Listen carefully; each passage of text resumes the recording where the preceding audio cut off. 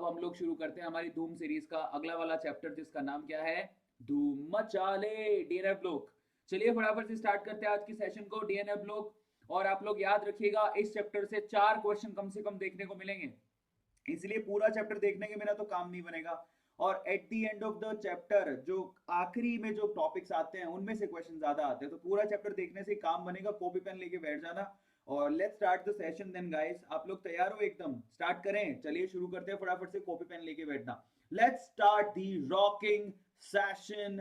धूम square, okay, धूम by a square and this is DNF block. चलिए DNF block को शुरू करते हैं। 1000 बच्चे आ चुके हैं, दैट्स रियली ऑसम, है ना? ऐसे लग रहा है मैं कैरी मिनाटी जैसे गेम खेल रहा हूं आज। चलो, तो 1000 बच्चा देख रहे हैं अभी। डीएनएफ ब्लॉक को शुरू करते हैं फटाफट से। Let's start the session guys. सबसे पहले तो अपन बात करेंगे डीएनएफ, जरा डी ब्लॉक। सबसे पहले हम लोग किसकी बात करेंगे? डी ब्लॉक के एलिमेंट्स की। डीएनएफ ब्लॉक में सबसे पहले डी ब्लॉक के एलिमेंट्स जरा देख लेते हैं। अगर हम लोग बात करें तो आपको पता होना चाहिए कि डी ब्लॉक के एलिमेंट्स एक्चुअली कहां कहां पर आते हैं। 3D सीरीज उनको बोलते क्या है? 3D series, 4D series, 5D series, ये नाम होते हैं उनके। अब सवाल ये कि 3D सीरीज का मतलब क्या हो गया? 3D सीरीज का मतलब हो गया पीरियड नंबर 4 से शुरू होता है और ग्रुप नंबर क्या होता है? Group number 3 to group number 12। आप लोग याद रखो, पीरियड नंबर 4, ठीक है, पीरियड नंबर 4 में ग्रुप नंबर 3 से लेके ग्रुप नंबर 12 तक, ग्रुप नंबर 3 से लेके ग्रुप नंबर 12 तक जो एलिमेंट आते हैं वो डी ब्लॉक के एलिमेंट होते हैं, जिन्हें हम ट्रांजिशन एलिमेंट भी कहते हैं। पहले तो आप याद करो कि कौन कौन से होते हैं। वो होते हैं शक्ति वक्रमन फीको निकुंजन, मतलब scandium, titanium, vanadium, chromium, manganese, iron, cobalt, निकल, कॉपर, जिंक। पहले तो एलिमेंट याद होने चाहिए, नहीं याद तो कोई फायदा नहीं है, तो आप याद करो। दूसरा होता है 4D सीरीज। 4D सीरीज बेटा किसकी होती है? 4D सीरीज मतलब आप लोग पीरियड नंबर 5 की बात कर रहे हो, ग्रुप नंबर 3 से लेके ग्रुप नंबर 12 तक के एलिमेंट्स की बात कर रहे हो। पीरियड नंबर 5 में ग्रुप नंबर 3 से लेके ग्रुप नंबर 12 के एलिमेंट्स जरा चेक कर लो कौन कौन से होते हैं। यस, यट्रियम, जर्कोनियम, नाबीबियम, मोलिब्डेनम, ये है टेक्नीशियम, उसके बाद रूदियम, रुथेनियम, ये है पैलेडियम, सिल्वर एंड कैडमियम। बेटा याद होने चाहिए। इसको याद करने का तरीका क्या है? वाई जर्ना मुंह तकरियोरे पढ़े जी सीढ़ी, मतलब ये राजस्थानी भाषा है, आप लोग याद हो गया होगा। 5D सीरीज किधर से आती है? 5D सीरीज होती है पीरियड नंबर 6 की, ग्रुप नंबर 3 से लेके ग्रुप नंबर 12 तक के एलिमेंट्स होते हैं पीरियड नंबर 5 में। और यहाँ पर जो एलए आपको दिखाई देता है, एलए मतलब लॉस एंजल्स नहीं है, ये एलए मतलब लैंथेनम है। और यहां से आप लोगों का एफ ब्लॉक भी शुरू होता है, तो वो अपन बाद में पढ़ेंगे। पहले अपन लोग यहाँ पर डी ब्लॉक पढ़ रहे हैं। उसमें आता है ला, हफ्ता, डब्ल्यू रे, पर osmium, iridium, platinum, gold and silver, तो ये आते हैं, ठीक है। ला, लेंथेनम, हॉफनियम, ये है टाइटेनियम, ऐसे कुछ है। और उसके बाद टंगस्टन, उसके बाद है रथेनियम, ऐसा कुछ है। और osmium, iridium, platinum, gold and mercury. तो ये आपके ना 3D, 4D और 5D सीरीज है। और 3D सीरीज का मतलब होता है पीरियड नंबर 4, या आप गलत मत याद कर लेना। 3D सीरीज मतलब पीरियड नंबर 4, 4D सीरीज मतलब period number 5 and 5D series मतलब पीरियड नंबर 6 की बात हो रही है। और ये एलिमेंट्स आप लोग याद कैसे करने हैं? 3D शक्ति वक्रमन फीको निकुंजन, 4D वाई जर्नम मुंह तकरियो रे पढ़े जी सीडी, और 5D ला, हफ्ता, डब्ल्यू रे, osmium, iridium, platinum, gold and mercury. तो ये आपके एलिमेंट्स है जो आपको पता होने चाहिए। डी ब्लॉक के एलिमेंट्स अगर आपको याद नहीं तो मजा नहीं आएगा। सबसे पहले तो अपन बात करते हैं, यहां पर देखो, अगर आपको मैं पूछूं, जरा आप ध्यान से इसको चेक करना, जो अब चीजें बता रहा हूं वो सारी की सारी काम की हैं। सबसे पहले तो अपन बात करते हैं इनके ग्रुप की। तो ये ग्रुप नंबर 3 है, जिसके अंदर स्कैंडियम आ रहा है, यूट्रियम आ रहा है, लेंथेनम आ रहा है। ये ग्रुप नंबर 4 है, ये ग्रुप नंबर 5 है, ये ग्रुप नंबर 6 है, ये ग्रुप नंबर 7 है, ये ग्रुप नंबर 8 है, ये ग्रुप नंबर 9 है, ये ग्रुप नंबर 10 है। ग्रुप नंबर 10 के एलिमेंट्स किस पे यूज होता है? हाइड्रोजिनेशन और कैटलिस्ट की तरह सबसे ज्यादा इस्तेमाल होते हैं। जब आप हाइड्रोजिनेशन करते हो तब एज अ कैटलिस्ट यूज करते हो इनको। जैसे कि निकल का आपको पता होना चाहिए, निकल को हाइड्रोजिनेशन के लिए यूज किया जाता है। पैलेडियम हाइड्रोजिनेशन के लिए यूज किया जाता है। प्लेटिनम हाइड्रोजिनेशन के लिए यूज किया जाता है। ये आपका एक सवाल हो गया कि कौन से ग्रुप के एलिमेंट हाइड्रोजिनेशन में एज अ कैटलिस्ट यूज किए जाते हैं। तो उनका नाम क्या हो गया? निकल, पैलेडियम, ठीक है, और साथ में प्लेटिनम। तो ये 3 हाइड्रोजिनेशन के लिए यूज होते हैं। उसके बाद आता है कोइनेज मेटल। आपको पता होना चाहिए, कॉपर, सिल्वर, गोल्ड, इनको हम लोग कोइनेज मेटल बोलते हैं। फिर उसके बाद आपके पास आता है जिंक, कैडमियम एंड मर्क्यूरी। तो बेटा जिंक, कैडमियम और मर्क्यूरी को हम लोग क्या बोलते हैं? स्यूडो ट्रांजिशन मेटल्स बोलते हैं ना। What do you mean by pseudo transition metal? Pseudo मतलब झूठे, समझ में आ रहा है? झूठी, या ये डायलॉग सुने हो तुम लोग, चल झूठी, या ध्यान सुने हो, किस किस ने सुना है, चल झूठी? तो बेसिकली ये ना झूठे ट्रांजिशन एलिमेंट्स है। झूठे मतलब ये दिखते हैं डी ब्लॉक में, लेकिन ये डी ब्लॉक के एलिमेंट इनको ट्रांजिशन एलिमेंट नहीं बोलते। Are you getting my point? याद कर लो, जिंक, कैडमियम, मर्क्यूरी, ये तीनों चल झूठे हैं। चल झूठे का मतलब ये सारे के सारे स्यूडो ट्रांजिशन एलिमेंट कहलाते हैं। ये ट्रांजिशन एलिमेंट नहीं है। आया सबको समझ में? अब सवाल अपना यही है कि जिंक, कैडमियम और मर्क्यूरी, ये देखो सवाल भी लिखा है, all transition elements are d block elements but not d block elements are all transition element। बेटा ये याद कर लो, ये स्टेटमेंट को देखो अंग्रेजी में लिखी हुई है। मेरी से अंग्रेजी तो आप लोगों की अच्छी है। अंग्रेजी में क्या लिखा है जरा इसको चेक करो। ये अंग्रेजी में लिखा हुआ है all transition elements are d block elements but not all d block elements are transition elements। जरा समझिए, ये कहता है कि सारे ट्रांजिशन एलिमेंट डी ब्लॉक के एलिमेंट है, लेकिन सारे डी ब्लॉक के एलिमेंट ट्रांजिशन एलिमेंट नहीं है। मेरी स्टेटमेंट को सुनना, क्या बोल रहे हैं?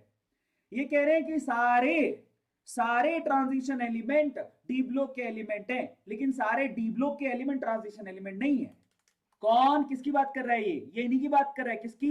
जिंक की, कैडमियम की, मर्क्यूरी की, क्योंकि ये तीनों क्या है? ये ट्रांजिशन एलिमेंट नहीं है। Are you getting my point? अब क्यों नहीं है? Why what is the reason? Question यही है आपका। रीजन तो मैं आपको बताता हूं बेटा। अगर आप लोगों के सिर में ऐसी खुजली हो रही है और समझ में नहीं आ रहा, तो देखिए मैं आपको बता देता हूं कि मैं आपको पहले बोल चुका हूं कि जो जिंक है और जो कैडमियम है और जो मर्क्यूरी है, वो डी ब्लॉक के एलिमेंट हैं।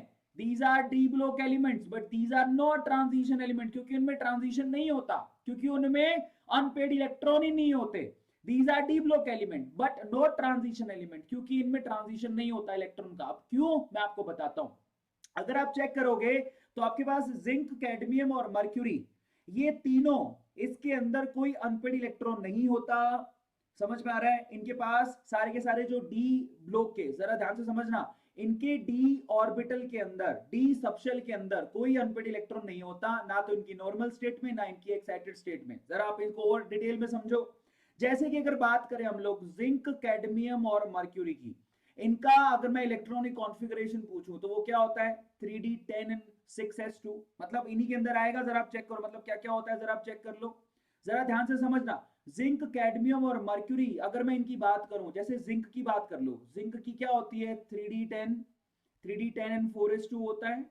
इसी तरह से कैडमियम की बात करें तो कैडमियम की 4d10n5s2, और मर्क्यूरी की बात करें तो 5d10n6s2 होता है। मतलब इन्हीं के अंदर आएगा।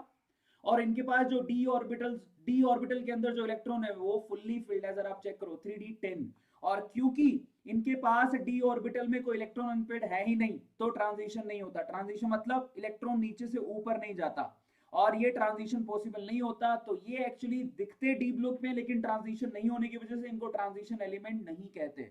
मजे की बात देखो, अगर इनमें से आप दो दो इलेक्ट्रॉन निकाल भी देते हो, तो भी इनकी एक्साइटेड स्टेट में भी डी जो आपका सबशेल होता है वो फुल्ली फिल्ड होता है, भरा हुआ होता है। क्योंकि आप जो दो इलेक्ट्रॉन निकालोगे वो कहां से निकालोगे? वो NH2 से निकालोगे। तो लास्ट के दो इलेक्ट्रॉन निकालने के बावजूद भी इनका 3d फुल्ली फिल्ड होता है। इनके पास कोई D orbital, basically D orbital के अंदर जो इनका डी सबशेल होता है उसके अंदर कोई इलेक्ट्रॉन अनपेड होता ही नहीं है, तो ट्रांजिशन नहीं होता। This is the reason. इनको हम लोग क्या बोलते हैं? इनको हम लोग बेसिकली क्या बोलते हैं? सब लोग, बच्चा लोग बताओ। These are d block element but not a transition element. Are you getting my point? Zinc, cadmium, mercury are not a transition element, क्योंकि इनकी न्यूट्रल स्टेट में और इनकी एक्साइटेड स्टेट में डी सबशेल के अंदर कोई भी अनपेड इलेक्ट्रॉन होता ही नहीं है, और अनपेड इलेक्ट्रॉन नहीं होता तो ट्रांजिशन पॉसिबल नहीं है, और ट्रांजिशन पॉसिबल नहीं है इसलिए हम इनको क्या बोलते हैं? ट्रांजिशन एलिमेंट नहीं बोलते। मजे की बात पर आ जाओ। यहां पर अगर लेंथिनम की बात करो तो बेटा लेंथिनम La F ब्लॉक का एलिमेंट है। बहुत बच्चों को कंफ्यूजन रहती है कि La क्या है। तो लेंथिनम एक F ब्लॉक का एलिमेंट है, और वहीं से आपका F ब्लॉक शुरू होता है। लेंथिनोइड सीरीज यहीं से ही शुरू होती है, La से लेके Lu तक। Are you getting my point? La मतलब लॉस एंजल्स से लेके लवली प्रोफेशनल यूनिवर्सिटी तक, 57 से लेके और 71 तक आपके क्या है? ये सारे के सारे एफ ब्लॉक के एलिमेंट्स है। और La मैं आपको बता देता हूं, ये एफ ब्लॉक का एलिमेंट है, डी ब्लॉक का एलिमेंट नहीं है। तो आपके दिमाग में से क्लियर कर लेना। अब अपन आते हैं प्रॉपर्टीज की तरफ। डी ब्लॉक के एलिमेंट की प्रॉपर्टी क्या होती है, जरा हम लोग चेक भी कर ले। तो चलो फटाफट से प्रॉपर्टीज को पढ़ते हैं। सबसे पहले हम लोग बात करेंगे एटॉमिक रेडियाई की। बड़ी इंटरेस्टिंग एटॉमिक रेडियाई है। मैं आपको बताता हूं सबसे मजे की बात देखना, अगर हम लोग यहां पर बात करें scandium, titanium, vanadium and chromium, titanium का फॉर्मूला क्या होता है, टीआई।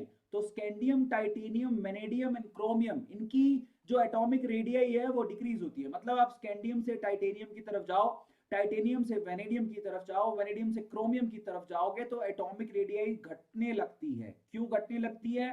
क्योंकि इफेक्टिव न्यूक्लियस चार्ज जो है वो ज्यादा होता है। आ गया समझ में? इसीलिए घटती है। स्क्रीनिंग इफेक्ट, यहाँ पर दो तरह के इफेक्ट लगते हैं। स्क्रीनिंग इफेक्ट से इफेक्टिव न्यूक्लियस चार्ज ज्यादा होता है, क्योंकि न्यूक्लियस चार्ज ज्यादा होता है तो यहाँ पर रेडियस जो है, एटॉमिक रेडियस घटने लगते हैं। लेकिन मजे की बात देखो, ये 4 तक ही घटती है, फिर उसके बाद क्या होता है?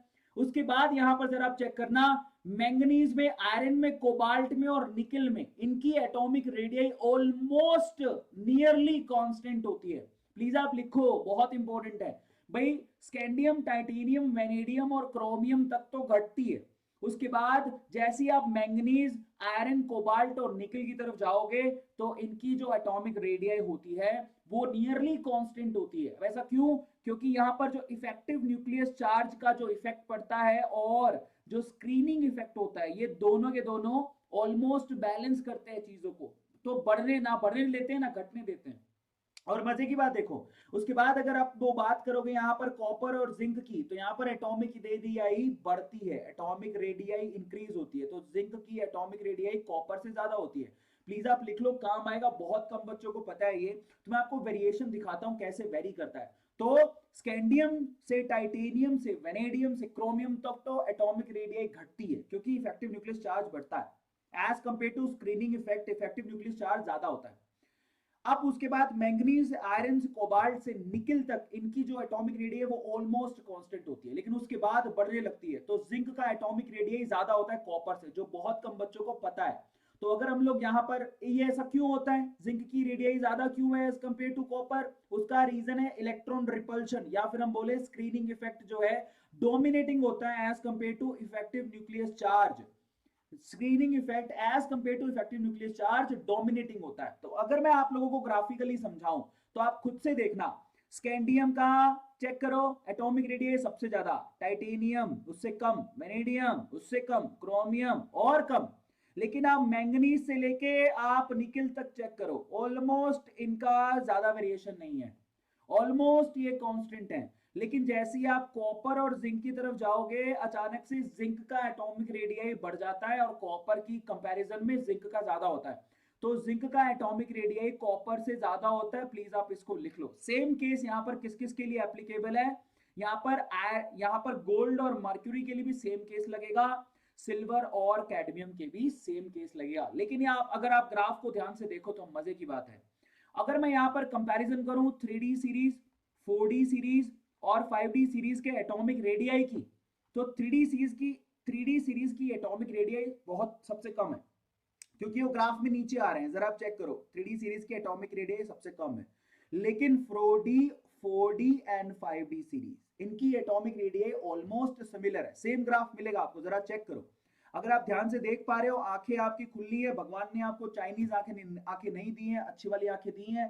खोल के ध्यान से देखो, जो आपकी 4D और 5D सीरीज है उनकी लाइंस ओवरलैप कर रही है। किस किस को दिख रहा है कि 4D और 5D सीरीज जो है बेसिकली उनकी लाइंस ओवरलैप कर रही है। तो जिन जिन को दिख रहा है, इसका मतलब क्या हुआ, इनकी जो एटॉमिक रेडियस होती है 4D और 5D सीरीज की एटॉमिक रेडियस ऑलमोस्ट सिमिलर होती है। इसका रीजन क्या है? क्योंकि यहां पर आपका yes inner transition contraction effect, यानी कि एफ कॉन्ट्रैक्शन इफेक्ट लग जाता है। यहां पर एफ कॉन्ट्रैक्शन इफेक्ट की वजह से इनकी एटॉमिक रेडियस ऑलमोस्ट सिमिलर होती है। सबसे कम किसकी होती है? 3D वालों की। ये आप लोग ध्यान रखना। मतलब अगर आप 3D से 4D से 5D की तरफ जाओगे तो 3D से 4D से 5D की तरफ जाने पर 3D की एटॉमिक रेडियस कम, 4D और 5D की ऑलमोस्ट सिमिलर होती है। तो ये आप लोग याद कर लो, that will be more helpful for all of you. आपको सबको समझ में आया? अब हम चलते हैं फिजिकल प्रॉपर्टीज की तरफ। सबके फिजिकल प्रॉपर्टीज देखने जरूरी है, इनके डील डोल को देखना जरूरी है, ये कैसा दिखता है। Are you getting my point? तो आपकी जानकारी के लिए आपको बता देता हूं, पूरा चैप्टर नहीं देखोगे तो कोई फायदा नहीं निकलेगा। अब प्रॉपर्टीज की तरफ चलते हैं। फिजिकल प्रॉपर्टी, सबसे पहले तो ये सारे के सारे मैलिएबल होते हैं। जो डी ब्लॉक के एलिमेंट या सारे के सारे मेटल है सबसे पहले ये मैलिएबल होते हैं। ठीक है, दूसरा ये सोनरस होते हैं। मैलिएबल 10वीं क्लास में पढ़ा है आपको मैलिएबल। आप इनको क्या कर सकते हो, मेलेबल, पतली पतली तारों में आप इनको कन्वर्ट कर सकते हो, आपको पता है ना।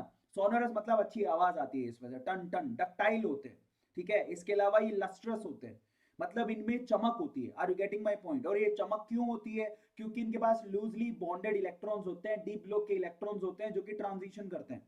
तो इनकी ये फिजिकल प्रॉपर्टी है, मेलेबल है, ये सोनरस है, ये टैक्टाइल है, ये लस्ट्रस है। ओके, तो यहाँ पर आप लोगों को ध्यान रखना है, सारा खेल एक्चुअली यहाँ पर किस चीज का है, यहाँ पर सारा खेल अब जो भी पढ़ोगे वो डी जो सबशेल है, डी सबशेल के अंदर जो अनपेड इलेक्ट्रॉन होते हैं, सारा खेल उसका है। डी सबशेल के अनपेड इलेक्ट्रॉन का खेल है सारा का सारा।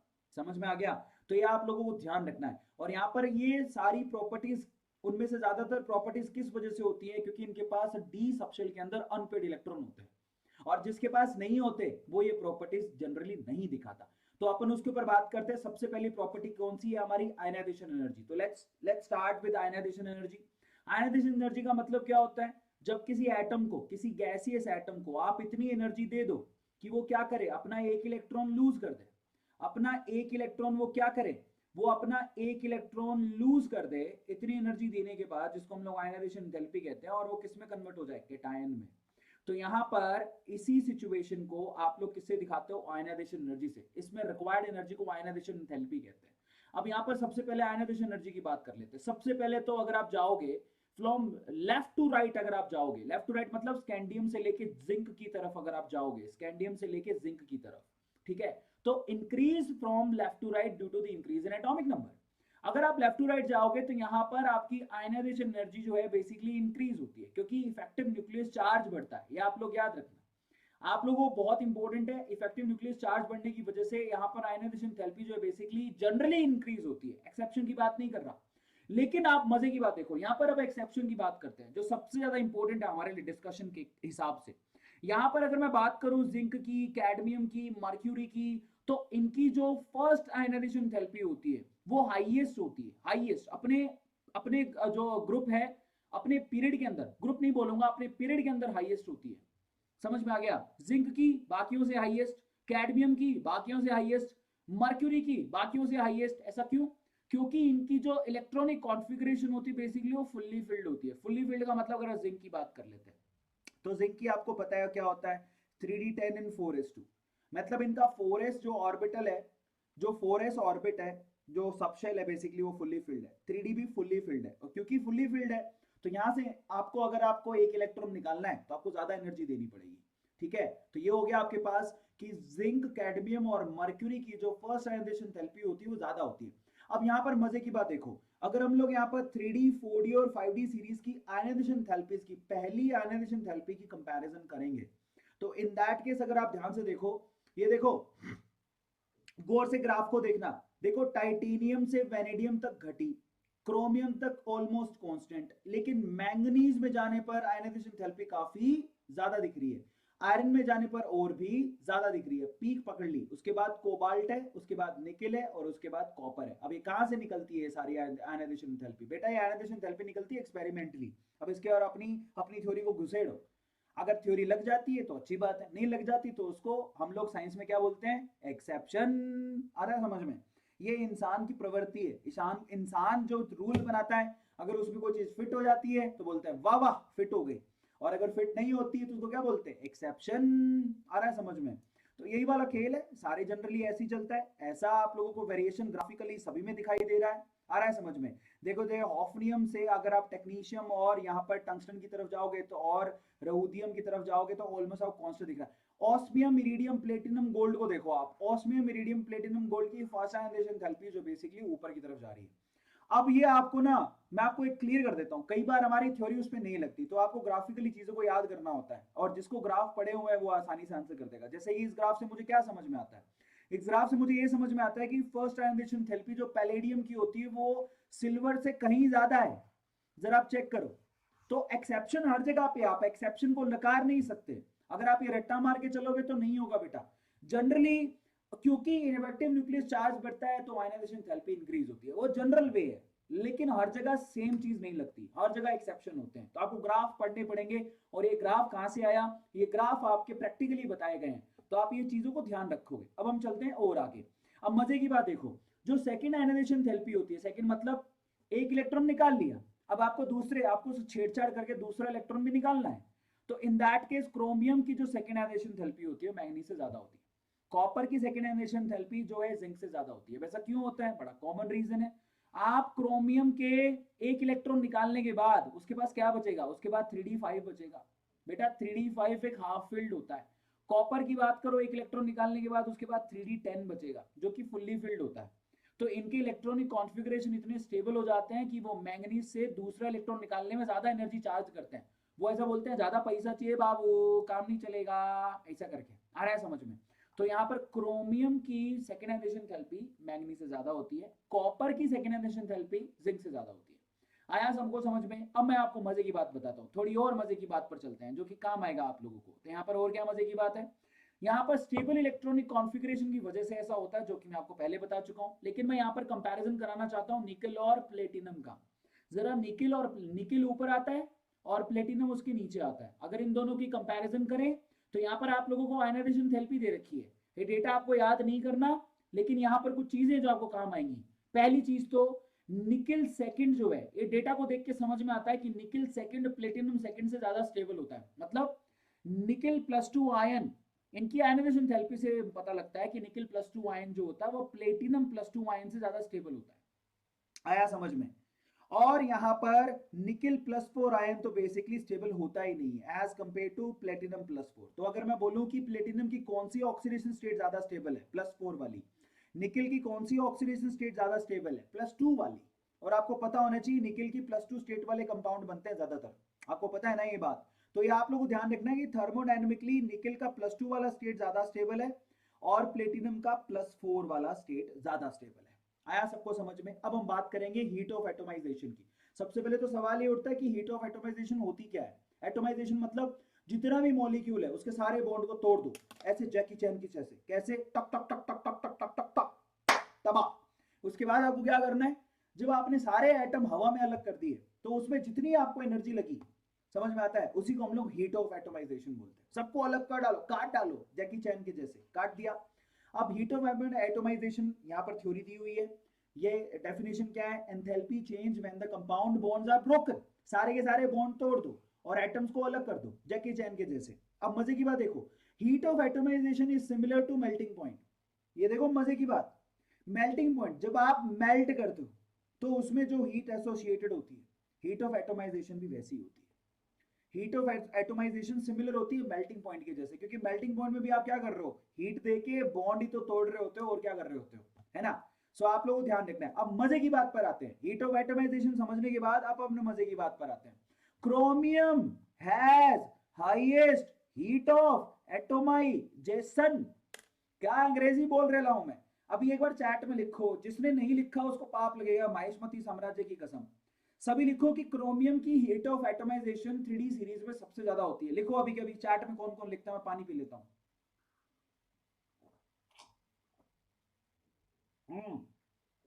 कौन कौन लिख रहा है अभी? पानी पीने से थोड़ा गला ठीक रहता है। क्रोमियम की हीट ऑफ एटमाइजेशन बेसिकली सबसे ज्यादा होती है 3D सीरीज में। अब ऐसा क्यों होता है मैं उसका कारण बताऊंगा आपको। क्रोमियम की हीट ऑफ एटमाइजेशन सबसे ज्यादा होती है, क्यों? क्यों? इसका रीजन क्या है? उसका रीजन है बेटा बेसिकली क्योंकि इसके पास नंबर ऑफ अनपेड इलेक्ट्रॉन सबसे ज्यादा होते हैं। इसके पास नंबर ऑफ अनपेड इलेक्ट्रॉन, मतलब क्रोमियम को अगर आप देखोगे तो क्या होता है इसका electronic configuration 3d5 and 4s1। इसके पास नंबर ऑफ अनपेड इलेक्ट्रॉन कितने हैं जरा आप बताओ मुझे? Number of unpaired electron total 6। और 6 इलेक्ट्रॉन क्या करेंगे? ये अनपेड इलेक्ट्रॉन क्या करेंगे बेसिकली? दूसरे वाले एटम के अनपेड इलेक्ट्रॉन से बॉन्ड बनाएंगे।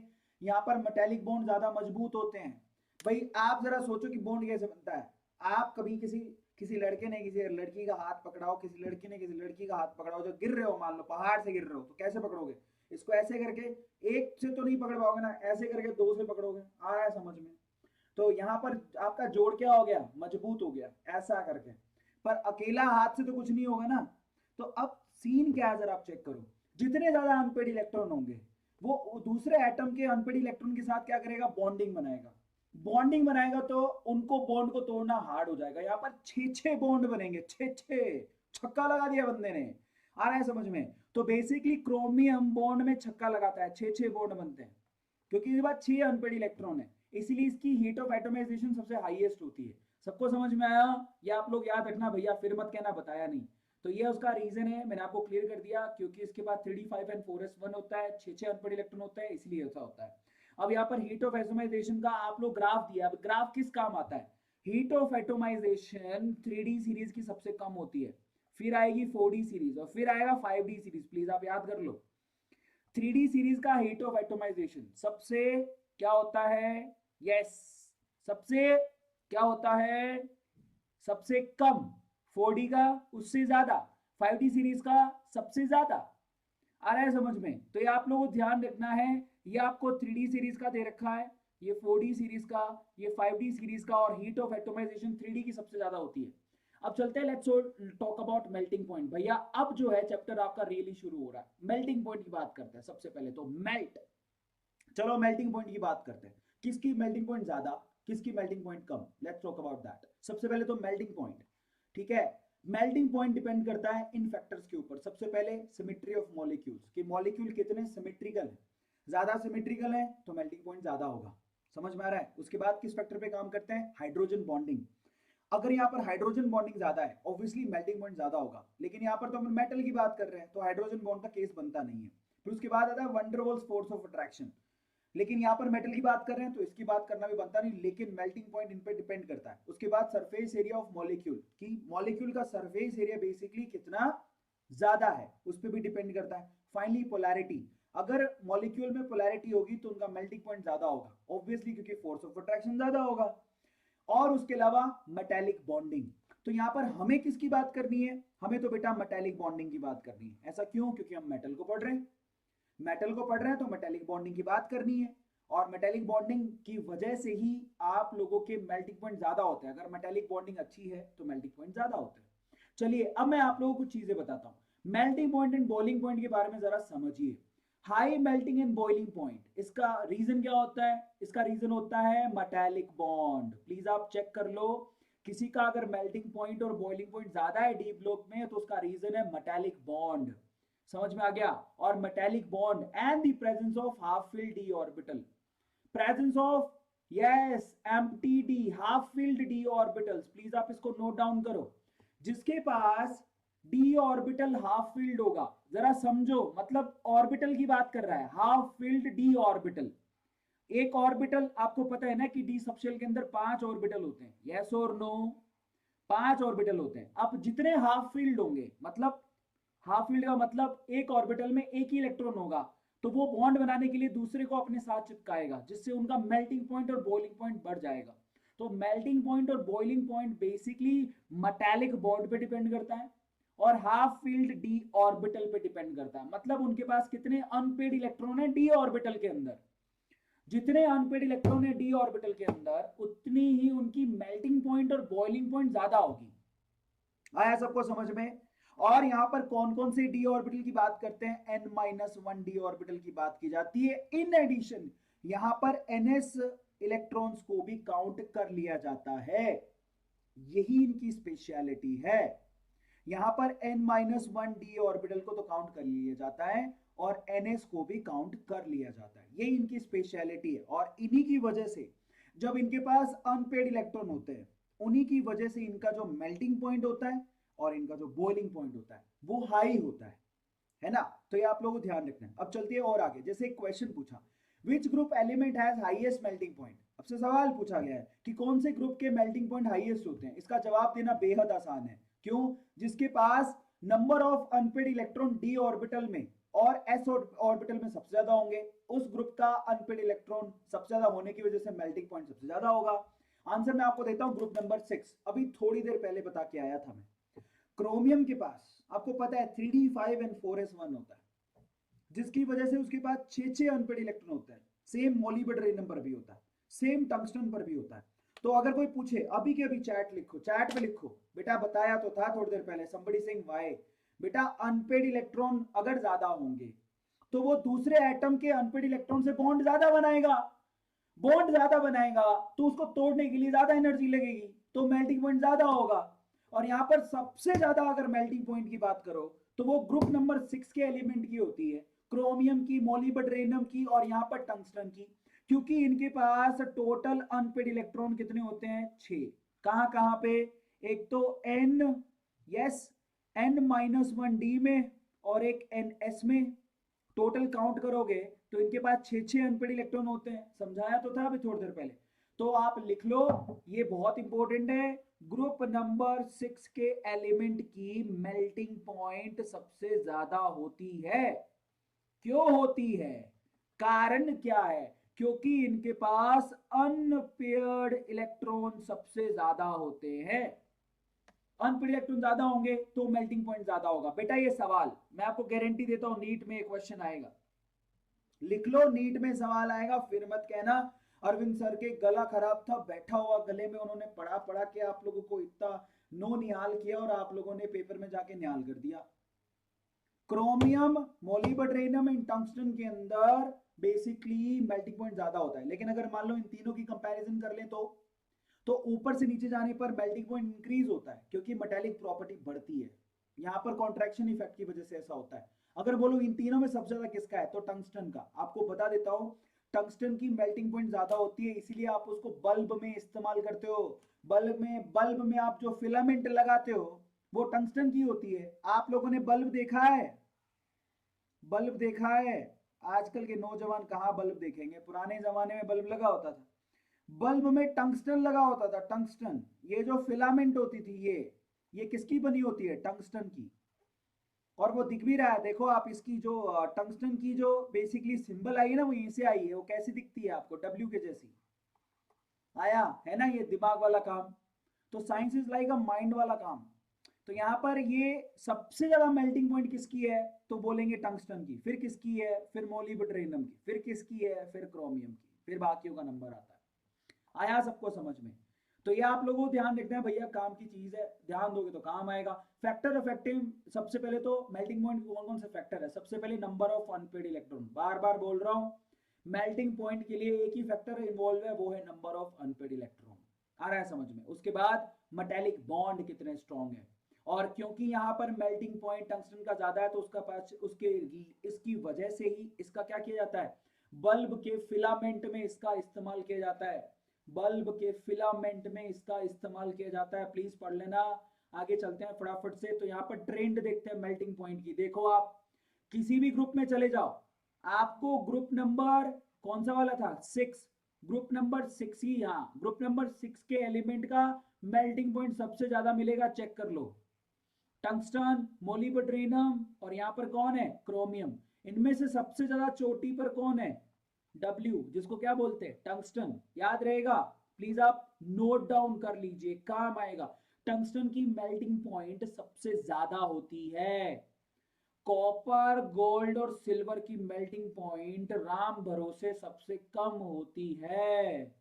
नोट कर लो, फिर मत कहना बताया नहीं। बाय द वे, डब्लू नाम होता है लड़कों का, है ना।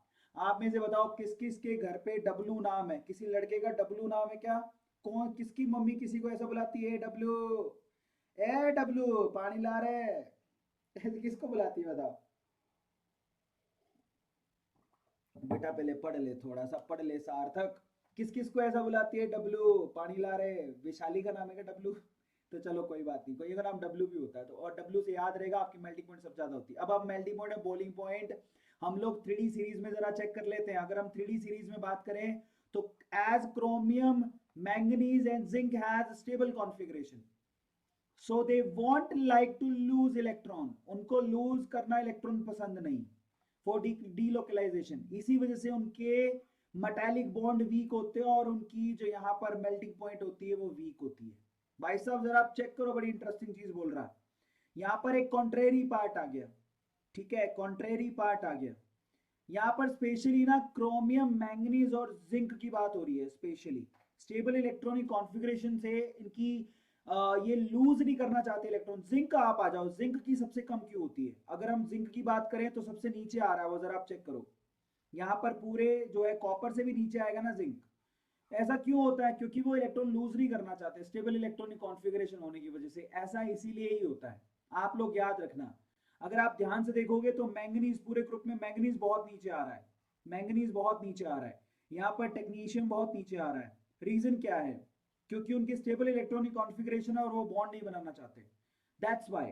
क्रोमियम नहीं आएगा, क्रोमियम को हटा लेना, क्रोमियम के साथ ऐसा नहीं है, वो अनपेड इलेक्ट्रॉन की वजह से उसका ज्यादा होता है। चलिए अब हम यहाँ पर रिडक्शन पोटेंशियल की बात करते हैं। अब हम आते हैं इंटरेस्टिंग चीज की तरफ, रिडक्शन, स्टैंडर्ड रिडक्शन पोटेंशियल्स की बात कर लेते हैं। तो स्टैंडर्ड रिडक्शन पोटेंशियल जरा चेक करो, ये बहुत ही नॉलेजेबल चीज है।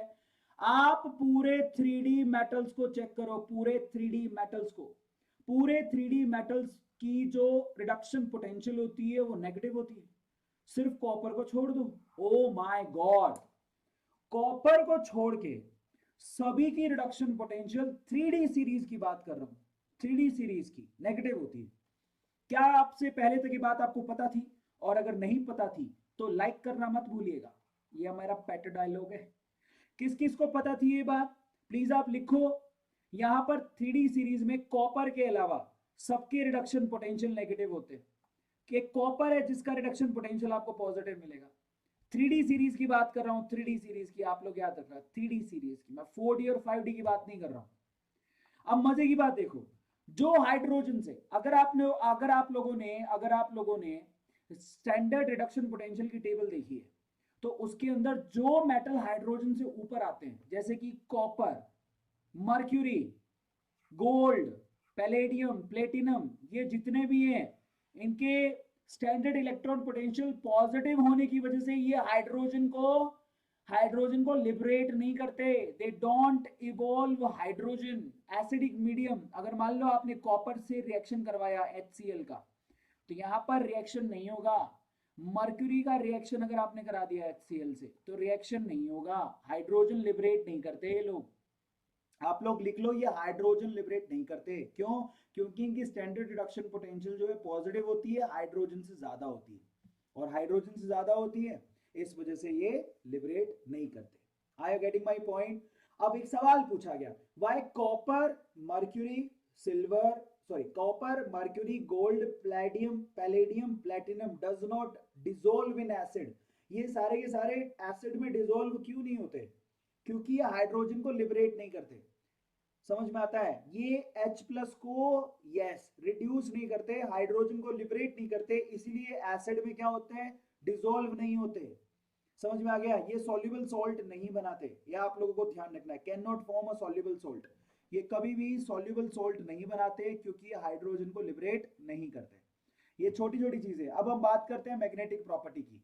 तो मैग्नेटिक प्रॉपर्टी दो तरह की होती है, सबको पता है, एक तो होती है पैरामैग्नेटिक, दूसरी होती है यस डायामैग्नेटिक। पैरामैग्नेटिक का मतलब वो अट्रैक्शन शो करेगा।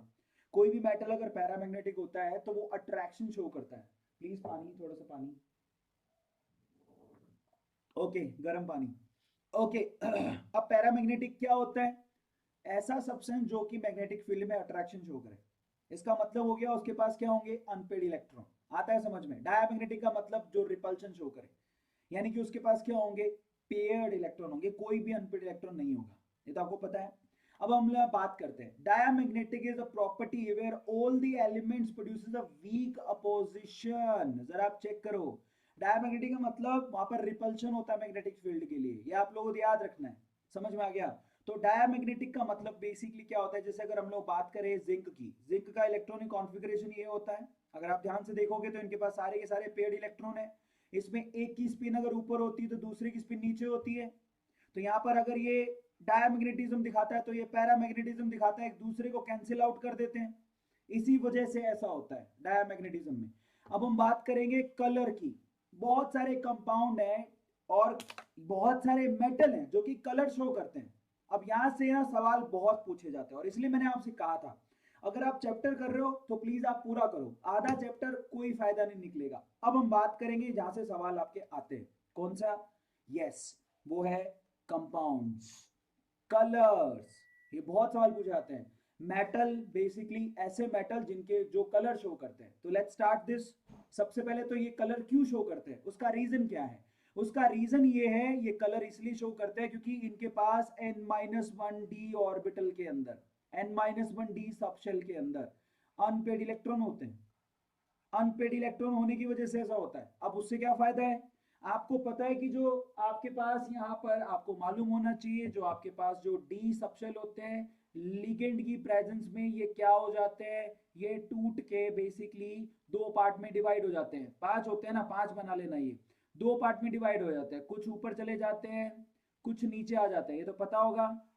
अब होता कुछ यूं है कि मान लो कोई नीचे इलेक्ट्रॉन में एनर्जी लेके ट्रांसमिट हो जाता है ऊपर की तरफ, पर जब वो वापस आता है तो वो यहाँ पर क्या करता है, रेडिएट करता है, जिसकी वजह से हमें कलर दिखाई देता है। तो कलर क्यों दिखता है, यहाँ पर डी ट्रांजिशन की वजह से कलर दिखता है, डी ट्रांजिशन की वजह से कलर दिखता है। प्लीज आप इसको नोट डाउन कर लो, समझ में आ गया अब कलर क्यों दिखता है। अब हम बात करेंगे डी ट्रांजिशन, ये आपको पहले ही बता चुका हूं, जैसे कि यहाँ पर जो आपके डी ऑर्बिटल्स होते हैं, d x y, d y z, d z x, d x square y square, d z square, तो बेसिकली डी जेड स्क्वायर और d x square y square ये एक्सिस के ऊपर होते हैं, और ऑक्टाहेड्रल कॉम्प्लेक्सेस में बेसिकली ये जो दोनों होते हैं ऊपर चले जाते हैं, जिनके हम लोग ईजी बोलते हैं। T2G वाले जो तीनों होते हैं बेसिकली वो नीचे आ जाते हैं, और इस गैप की वजह से फॉरबिडन गैप जनरेट हो जाता है। अब यहाँ पर अगर कोई इलेक्ट्रॉन है तो वो एनर्जी पाके ऊपर जाएगा, जब वो वापस से नीचे आएगा तो वो क्या करता है, यस एनर्जी को रेडिएट करता है, जो हमें कलर फॉर्म में दिखाई देती है। और आपको मैं ये भी बता देता हूँ कि अगर आप 400 नैनोमीटर से 430 नैनोमीटर की बात करो तो आपको बैंगनी ये जो कलर दिख रहा है, पर्पल, ये दिखता है। फिर 480 तक आपको ब्लू कलर दिखता है, 560 तक आपको ग्रीन कलर दिखता है, 590 तक आपको येलो कलर दिखता है, 630 तक आपको सेफ्रॉन कलर दिखता है, और 770 तक आपको रेड कलर दिखता है। अगर ये वेवलेंथ की वेव अगर बाहर निकल रही है मेटल से या फिर मेटल के कंपाउंड से, तो कलर आपको ऐसे दिखेंगे। अब इसकी कैलकुलेशन होती है, अब मैं आप लोगों को रूटीन वे से बताता हूँ, प्लीज आप इसको नोट डाउन कर लेना। आप अगर स्कैंडियम की बात करो तो स्कैंडियम +3 जो होता है, जो इसकी जनरल ऑक्सीडेशन स्टेट है, जब ये कंबाइन होता है ना, तो वो कलरलेस होता है। क्यों, क्योंकि इसके बाद डी के अंदर इलेक्ट्रॉन ही नहीं है। अगर टाइटेनियम +4 की बात करो तो वो भी कलरलेस होता है, लेकिन अगर टाइटेनियम +3 की बात करो तो उसके पास एक अनपेड इलेक्ट्रॉन होगा। करके देख लेना, ये निकालना बहुत आसान है, लेकिन कलर आपको याद करने पड़ेंगे। टाइटेनियम +3 पर्पल कलर का होता है, वेनेडियम +4 ब्लू कलर का होता है, वेनेडियम +3 ग्रीन कलर का होता है, वेनेडियम +2 वॉयलेट कलर का होता है, क्रोमियम +3 वॉयलेट कलर का होता है। प्लीज आप क्रोमियम +3 को याद कर लेना, काम आएगा। उसके बाद Mn+3 वॉयलेट कलर का होता है, क्रोमियम +2 ब्लू कलर का होता है, मैंगनीज +2 पिंक कलर का होता है, Fe+2 येलो कलर का होता है, Fe+3 ये याद कर लो, ये याद करना पड़ेगा आपको। Fe+3 येलो कलर का होता है, Fe+2 ग्रीन कलर का होता है, ये भी याद करो। जो मैं कह रहा हूं याद करने को, प्लीज वो याद करो। एक तो Fe+3, एक आपको Fe+2, ये सवाल बहुत पूछा जाता है। Fe+3 में 5 अनपेड इलेक्ट्रॉन होते हैं, Fe+2 में 4 अनपेड इलेक्ट्रॉन होते हैं, और इनके कलर याद कर लो बेटा, इससे सवाल पूछा जाएगा 100%। प्लीज आप इसको याद कर लो, ये टेबल आप में से ये दो तो आपको याद करनी पड़ेंगे मेरे कहने पर, समझ में आता है। माहेशमती साम्राज्य की कसम, प्लीज इसको याद करो, याद करो सबके सब। इसके अलावा याद करो, कॉपर +2 का ब्लू कलर होता है, याद करो। निकिल +2 का ग्रीन कलर होता है, कॉपर +3 और कॉपर +2 का ब्लू पिंक कलर होता है। इनमें से याद करने लायक चीजें कौन सी हैं जिसपे से सवाल आते हैं, मैं आपको बता देता हूं। एक तो आप याद करोगे Fe+3, एक याद करोगे Fe+2, एक आप याद करो कॉपर +2, प्लीज आप याद कर लो। एक आप याद करो क्रोमियम +3, याद करो, प्लीज याद करो, बहुत काम आएगा, समझ में आता है। तो ये जो है 4-5 तो आपको याद करने पड़ेंगे, बहुत पूछे जाते हैं। बाकी तो ठीक ठीक से पूछे गए हैं, ज्यादा नहीं पूछे गए, लेकिन ये 4 तो बहुत पूछे गए हैं। इसके अलावा मैं आपको बता देता हूँ कलर किस पे डिपेंड करता है। कलर डिपेंड करता है बेटा, यस अनपेड इलेक्ट्रॉन्स पे, और इसके अलावा बेटा ऐसा नहीं कि सिर्फ अनपेड इलेक्ट्रॉन पे डिपेंड करता है, ये लिगेंड के नेचर पे भी डिपेंड करता है, ये कॉम्प्लेक्स की ज्योमेट्री पे भी डिपेंड करता है, ये आप लोग याद रखते हैं। when d orbital is completely filled, अगर कोई भी d orbital पूरी तरह से भरा हुआ होगा तो पक्का वो कलरलेस होगा। प्लीज आप इसको नोट डाउन कर लो, आ रहा है समझ में, पक्का वो कलरलेस होगा।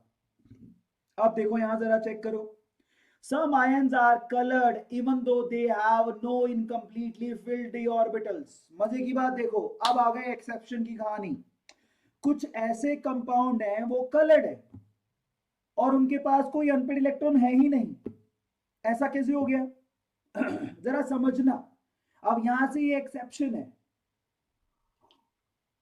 बहुत सारे ऐसे कंपाउंड है जो कि कलर्ड है जबकि उनके पास कोई अनपेड इलेक्ट्रॉन नहीं है। एग्जांपल के तौर पे वे वैनेडियम ऑक्साइड VO2 प्लस, ये येलो कलर का होता है। नोट डाउन कर लो अभी के अभी, भाई साहब सवाल पूछे जाते हैं। अगर आप यहाँ बात करोगे तो यहाँ पर कोई अनपेड इलेक्ट्रॉन नहीं है, फिर भी ये येलो है। जैसे कि K2CrO4 डीप येलो कलर का होता है, जैसे कि CrO4-2 डीप येलो कलर का होता है। भाई साहब याद कर लो, फिर मत कहना बताया नहीं। उसके बाद KMnO4 पर्पल कलर का होता है। आपको मजे की बात बता देता हूं, KMnO4 पर्पल कलर का है, जिनके अंदर अनपेड इलेक्ट्रॉन का कोई सीन ही नहीं है। ये होता है बेसिकली चार्ज की वजह से, पर्पल कलर का। और क्या हमारे पास K2Cr2O7 ऑरेंज कलर का होता है, जिसमें अनपेड इलेक्ट्रॉन का कोई सीन ही नहीं है। ये याद करो, जिसको याद हो, ये सवाल पूछा जाता है, प्लीज आप इसको याद करो। किस किस को याद हो गया?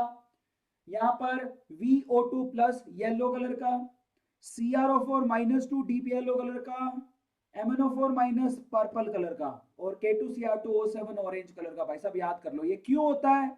क्योंकि ये चार्ज ट्रांसफर फिनोमेनन लगता है। यहाँ पर चार्ज की ट्रांसफर की वजह से ऐसा होता है, यहाँ पर चार्ज के ट्रांसफर की वजह से ऐसा होता है। रेडॉक्स रिएक्शन पढ़े हो तो समझ जाओगे, चार्ज ट्रांसफर की वजह से ऐसा होता है। Are you getting my point? कोई पूछे कि भैया इसका कलर कहां से आया, क्यों ये इतने रंगीन है?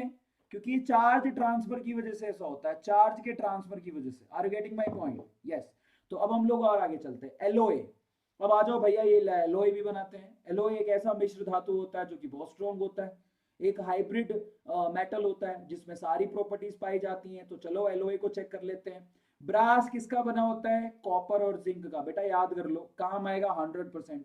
ब्रॉन्ज किसका बना होता है? कॉपर और टिन का।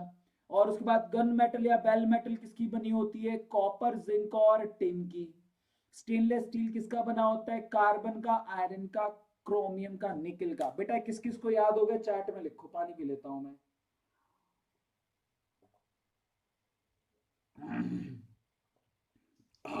किस किस को याद हो गए? मेरा गला बैठे जा रहा है, मेरे को थोड़ा थोड़ा सांस लेना पड़ेगा। पीडीएफ मिल जाएगा बेटा, पहले पढ़ तो लो। प्रगति वेरी गुड। याद हो गया सबको? तो बेटा ये आपको याद होने चाहिए। Brass, bronze, gun metal, stainless steel बेटा पूछी जाती है, 100% पूछी जाएगी। अब हम बात करेंगे यहाँ पर इंटरस्टिशियल कंपाउंड की। इंटरस्टिशियल कंपाउंड क्या होते हैं? जब क्रिस्टल की स्ट्रक्चर में कहीं बाहर से कोई आता है या फिर अंदर से ही कोई एटम निकल के किसी इंटरस्टिशियल जगह पे चला जाता है, उसको इंटरस्टिशियल कंपाउंड कहते हैं। और ये जो डी ऑर्बिटल्स होते हैं, जो डी ब्लॉक के मेटल्स होते हैं, वो इंटरस्टिशियल कंपाउंड बनाते हैं। अब बेसिकली ये एक तरह का डिफेक्ट है जो आप लोगों ने सॉलिड स्टेट में पढ़ा होगा, पढ़ा है ना? और बेसिकली ट्रांजिशन एलिमेंट जो होते हैं वो इंटरस्टिशियल कंपाउंड बनाते हैं, क्योंकि मेटल यहाँ पर इंटरस्टिशियली कहीं चला जाता है घूमते घूमते। एग्जाम्पल के तौर पे Fe plus FeO, FeO is the example of interstitial compound. Iron oxide is the example of interstitial compound. आप लोग याद रखो, यहाँ पर क्या होगा? कुछ Fe+2 निकल जाते हैं, उसकी जगह Fe+3 आ जाता है और एक वेकेंट सीट बच जाती है। इनको इंटरस्टिशियल कंपाउंड कहते हैं। यहाँ पर जगह बन जाती है, जरा आप चेक करो। और यहाँ पर Fe+2 की जगह जरा आप चेक करना, तो यहाँ पर Fe+2 की जगह अगर आप Fe+3 कंपाउंड डाल दो तो बीच में एक वेकेंट जगह बच गई।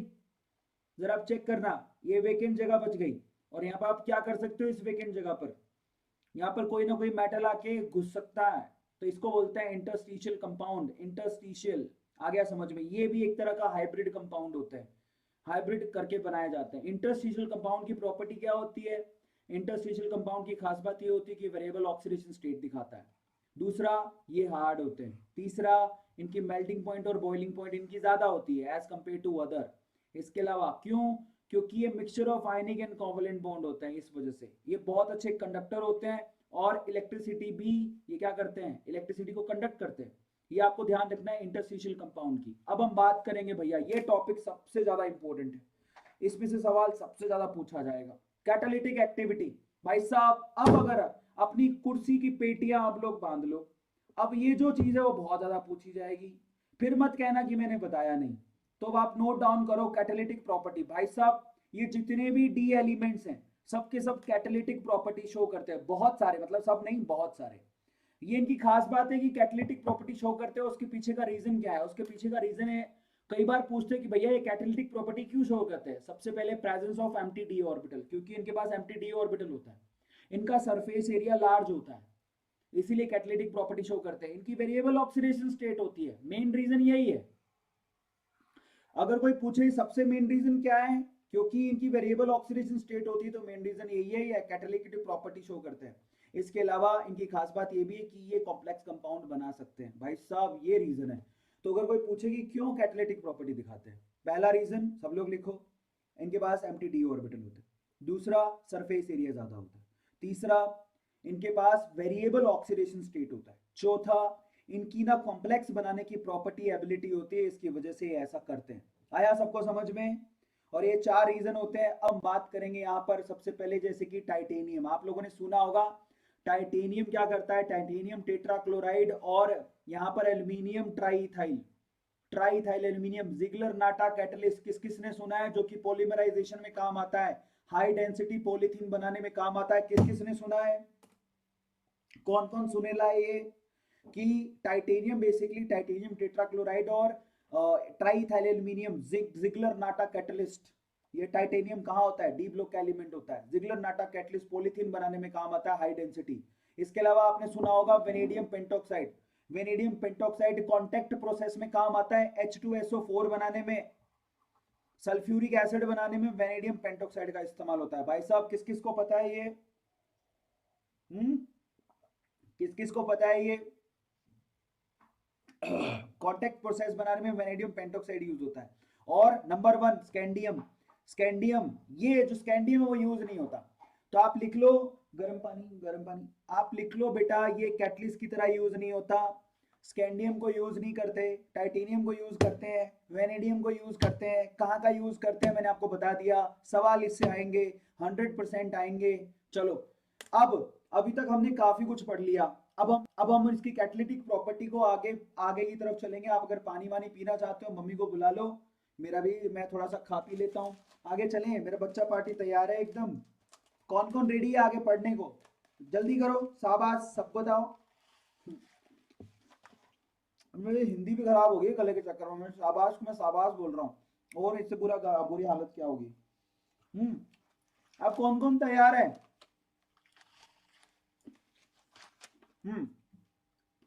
चलो, तो अब हम लोग आगे चलते हैं। चलो कंटिन्यू करते हैं कैटालिटिक प्रॉपर्टी को। नोट्स बनाते रहना, फिर मत कहना बताया नहीं। अब आगे क्या है? Number 4 chromium. क्रोमियम को कहाँ यूज किया जाता है? देखो एल्यूमिनियम ऑक्साइड और क्रोमियम ऑक्साइड को यूज करते हैं एरोमेटाइजेशन में। ये मैंने पढ़ाया हुआ आपको, एरोमेटाइजेशन में, एरोमेटिक रिंग बनाने में, याद है आप लोगों को? एरोमेटाइजेशन में यूज करते थे, एरोमेटिक रिंग बनाने में। उसके अलावा मैंगनीज, मैंगनीज MnO2 कहाँ यूज करते थे? जब आप क्या करते हो, ऑक्सीजन को प्रोड्यूस करते हो, कहाँ से? KClO3 से। याद है आप लोगों को? KClO3 का अगर आप कैटलिस्ट यूज करोगे तो KCl+O2 में कन्वर्ट करता है। यहाँ पर मैंगनीज ऑक्साइड को यूज किया जाता है, याद है आप लोगों को? करा होगा आप लोगों ने, अगर केमिस्ट्री ध्यान से पढ़ते हो तो। ये लो MnO2 यूज होता है ऑक्सीजन के प्रोडक्शन के अंदर, MnO2। इसके अलावा नोट करो आयरन, आयरन को कहाँ यूज किया जाता है? Anhydrous FeCl3, Friedel-craft reaction. भाई साहब याद कर लो, फ्रिडल-क्राफ्ट रिएक्शन, FeCl3 यूज किया जाता है, याद है? इसके अलावा Fe की हॉट ट्यूब, Fe की हॉट ट्यूब कहाँ यूज की जाती है? एसिटाइलिन से बेंजीन बनाने में। याद करो भाई साहब, ये सवाल पूछे जाएंगे, अब याद कर लो। तो FeCl3 कहाँ यूज किया था? फ्रिडल-क्राफ्ट में। Fe की हॉट ट्यूब को कहाँ यूज किया जाता है? जब आप एसिटाइलिन से बेंजीन बनाते हो, याद है? ये देखो कितना ज्यादा आपका रिवीजन हो रहा है। एसिटाइलिन से जब आपको बेंजीन बनाना है तो आयरन की ट्यूब यूज करते हैं। इसके अलावा FeSO4 और H2O, इसको बोलते हैं फैंटन रिएजेंट, जो बहुत अच्छा ऑक्सीडाइजिंग एजेंट है। याद कर लो, FeSO4 प्लस H2O2, इनको हम लोग कंबाइन में बोलते हैं फैंटन रिएजेंट। और ये कैसे काम करते हैं? ऑक्सीडाइजिंग एजेंट की तरह। इसके अलावा मेटालिक Fe कहाँ यूज करते हो? अमोनिया बनाने में, याद है? Nitrogen plus hydrogen will give you ammonia, लेकिन उसके लिए आप किसको यूज करते थे? आयरन को, याद है? इसके अलावा आप कोबाल्ट को कहाँ यूज करते हो? कोबाल्ट बेसिकली, ये देख लो जरा, आप चेक करो, used hydroformylation, oxo process. Oxo process में हाइड्रोफॉर्माइलेशन मतलब आप जब CHO में कन्वर्ट करते हो, हाइड्रोफॉर्माइलेशन, CHO में जब कंपाउंड को कन्वर्ट करते हो तो आप कोबाल्ट का ये कॉम्प्लेक्स कंपाउंड यूज करते हो, HCOCO4, कोबाल्ट का ये आपको कंपाउंड यूज करना पड़ता है, याद आया। इसके अलावा निकिल हाइड्रोजिनेशन, रेनी निकल को इस्तेमाल करते हैं हाइड्रोजिनेशन में, एल्कीन और एल्काइन के केस में।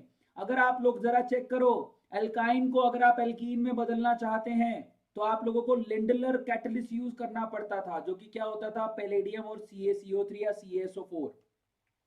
अगर आप रेनी निकल इस्तेमाल करते हो तो आप एल्काइन से सीधे एल्कीन बना लेते हो, अदरवाइज एल्काइन से क्या बनता था, एल्कीन, क्योंकि यहां पर आपने पॉइजनस पॉइजनस पैलेडियम यूज किया था। अगर आप रेनी निकल यूज करोगे तो सीधे एल्काइन से आप क्या बना लोगे सीधे एल्काइन से आप एल्केन बना लोगे, CH3 सिंगल बॉन्ड CH3। बहुत बड़ी बात है भैया, याद कर लो। इसके अलावा अगर आप बर्च रिडक्शन करते हो तो आप ट्रांस एल्कीन बना सकते हो। तो देखो, ये देखो आपके सामने ऑर्गेनिक आ गई। सिस एल्कीन बनानी है तो आप पैलेडियम CSO4 के साथ यूज करो। अगर आप लोगों को एल्केन बनानी है, रेनी निकल यूज करो। अगर आप लोगों को एल्कीन बनानी है ट्रांस वाली तो आप बर्च रिडक्शन यूज कर लो, काम हो गया आपका। Birch reduction liquid, yes, lithium और लिक्विड अमोनिया, इनको यूज करके बनाया जाता है, याद आ गया। उसके बाद कॉपर, कॉपर को भी आप कैटलिस्ट की तरह यूज कर सकते हो। कॉपर ट्यूब अगर आप यूज करते हो और अच्छी खासी हीट रखते हो तो एरोमेटाइजेशन में यूज होता है। ना सिर्फ आयरन की ट्यूब, आप कॉपर की ट्यूब को यूज करके भी इथाइन को किसमें कन्वर्ट कर सकते हो, बेंजीन के अंदर। भाई साहब याद कर लो, बहुत इंपॉर्टेंट है। इसके अलावा पैलेडियम क्लोराइड और कॉपर क्लोराइड, क्यूप्रस क्लोराइड, ये विकर्स प्रोसेस में यूज होते हैं, जहां पर आप क्या कर सकते हो, एल्कीन को कन्वर्ट करते हो डायरेक्टली किसके अंदर, एल्डिहाइड के अंदर। याद कर लो भाई साहब, ये बहुत इंपॉर्टेंट है। This is one of the most important thing, मैं स्टार लगा देता हूं यहाँ पे। तो इसको वेकर प्रोसेस कहते हैं, जहां पर आप पैलेडियम क्लोराइड और यहाँ पर क्यूप्रस क्लोराइड को यूज करते हो, जहां पर आपका जो एल्कीन्स हैं वो सीधे एल्डिहाइड में कन्वर्ट हो जाती है, एल्कीन्स डायरेक्टली एल्डिहाइड में कन्वर्ट हो जाती है। So much important this is. अब हम बात करेंगे ऑक्सीडेशन स्टेट की। अब आपको सबको पता है इनकी खास बात ये होती है, जरा आप चेक करो।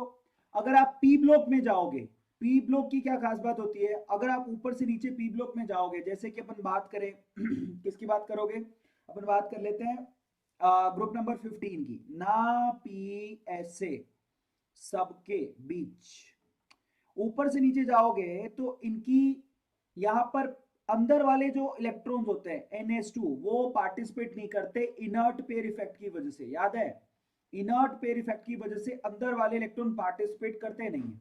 तो ऊपर से नीचे जाने पर इनकी ऑक्सीडेशन स्टेट +2 से घट जाती है, क्योंकि अंदर वाले दो इलेक्ट्रॉन पार्टिसिपेट ही नहीं करते। ऐसा यहाँ पर डी ब्लॉक के एलिमेंट्स के साथ नहीं होता, जरा आप चेक करो। Unlikely P block where heavy element shows the lower oxidation state. P block में अगर आप ऊपर से नीचे जाओगे तो जो हैवी एलिमेंट है, मेटल आते हैं, तो वो लोअर ऑक्सीडेशन स्टेट शो करते हैं, लेकिन डी ब्लॉक में ऐसा नहीं होता। डी ब्लॉक में ऊपर से नीचे जाने पर आपको हायर ऑक्सीडेशन स्टेट देखने को मिलेगी। मतलब जरा आप कंपैरिजन करो, अगर आप मोलिब्डेनम और टंगस्टन की बात करोगे तो इनकी मोलिब्डेनम की +4 और टंगस्टन की +4 ज्यादा स्टेबल है एज कंपेयर टू क्रोमियम का +4। जरा आप चेक करो, और ये बहुत इंपॉर्टेंट है, मोलिब्डेनम और टंगस्टन का जो +4 वाला है वो क्रोमियम से ज्यादा स्टेबल है।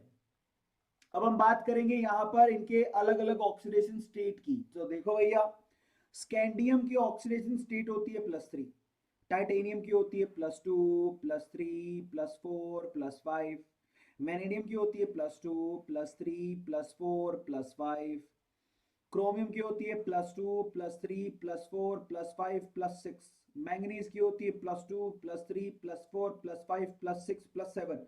सबसे ज्यादा ऑक्सीडेशन स्टेट किसकी होती है, मैंगनीज की, फिर धीरे धीरे कम होने लगती है। आयरन की यस 2, 3, 4, 5, 6, ज्यादातर आप 2 और 3 वाले कंपाउंड देखते हो, बाकी कॉम्प्लेक्सेस होते हैं। कोबाल्ट की बात करो 2, 3, 4, 5, निकल की 2, 3, 4, कॉपर की 2, 3, और जिंक का तो एक ही होता है, जैसे स्कैंडियम का एक ही होता है, जिंक का भी एक ही होता है। तो these are the oxidation states of these metals. ना वाई सो, इनका वेरिएबल ऑक्सीडेशन स्टेट क्यों होता है? क्योंकि उनके पास n-1d ऑर्बिट n-1d सबशेल के जो इलेक्ट्रॉन्स होते हैं और ns के इलेक्ट्रॉन्स होते हैं वो सभी पार्टिसिपेट करते हैं। बाहर वाले दोनों शेल के जो इलेक्ट्रॉन्स होते हैं अनपेड इलेक्ट्रॉन वो पार्टिसिपेट करते हैं बॉन्ड बनाने में, इसीलिए वेरिएबल ऑक्सीडेशन स्टेट शो करते हैं। सिंपल रीजन है इसका और कोई लॉजिकल रीजन एक बता दिया, आप इसके अलावा कोई नहीं। यहाँ पर हम लोग बात करेंगे different oxidation states of manganese. Manganese की डिफरेंट ऑक्सीडेशन स्टेट्स की बात कर लेते हैं। सबसे पहले मैं आपको ऑक्सीडेशन स्टेट दिखाऊंगा, फिर मैं आपको कंपाउंड बताऊंगा जो कि बहुत इंपॉर्टेंट है, क्योंकि अभी आप पढ़ के आए हो कि मैंगनीज की ऑक्सीडेशन स्टेट ज्यादातर सबसे ज्यादा है और कहां तक जा सकती है, +7 तक जा सकती है। अभी आप पढ़ के आए थे, देखो दिखा देता हूं आप लोगों को। अगर आप देखोगे तो मैंगनीज +2 +3 +4 +5 +6 +7, भाई साहब ये तो बहुत दिखाता है, भाई साहब बहुत दिखाता है। तो अब चेक करते हैं कि कौन कौन से हैं। जैसे कि अगर मैं बात करूं +7 ऑक्सीडेशन स्टेट की तो वो होता है KMnO4। KMnO4 में +7 ऑक्सीडेशन स्टेट देखने को मिलेगी। +6 वाला है K2MnO4, +5 वाला है K3MnO4 जो कि अनस्टेबल है। उसके अलावा +4 वाला है यहाँ पर MnO2, +3 वाला है Mn2O3, +2 वाला है यहाँ पर MnO और +1 वाला कंपाउंड है जो कि अनस्टेबल होता है Mn2O। जरा आप चेक करो भाई साहब, किस किस को पता है जरा आप चेक कर लो, नोट डाउन करो कि मैंगनीज यहाँ पर +1 से +7। पानी पी लेता हूँ भाई, गला बैठ जाएगा, कल बोल ही नहीं पाऊंगा मैं।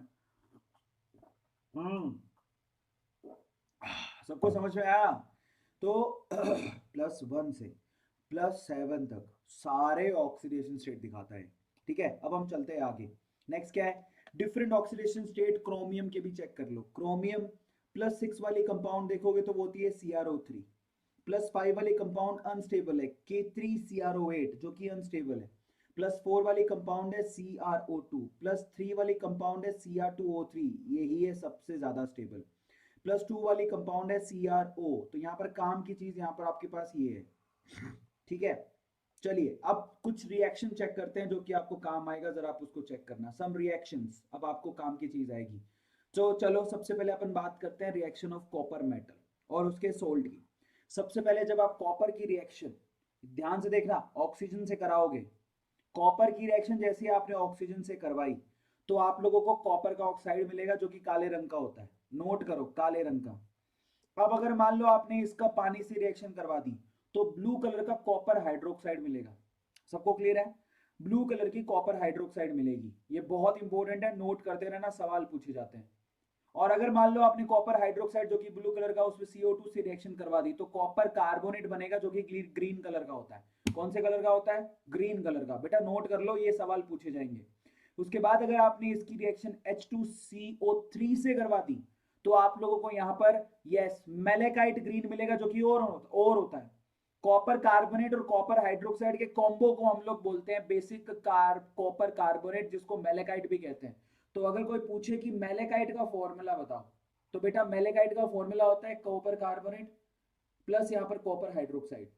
ये मेलेकाइट का फॉर्मूला होता है। बनता कैसे है? पहले कॉपर का रिएक्शन ऑक्सीजन से कराओ, कॉपर ऑक्साइड, कॉपर ऑक्साइड को वाटर से, copper hydroxide, copper hydroxide CO2 से, copper carbonate, copper carbonate H2CO3 से रिएक्शन करने के बाद बेसिक आपको कंपाउंड मिलता है, उसको मेलेकाइट कहते हैं। Now this is really very very very important. अब हम चलते हैं इसी तरह से जिंक की रिएक्शन पढ़ते हैं।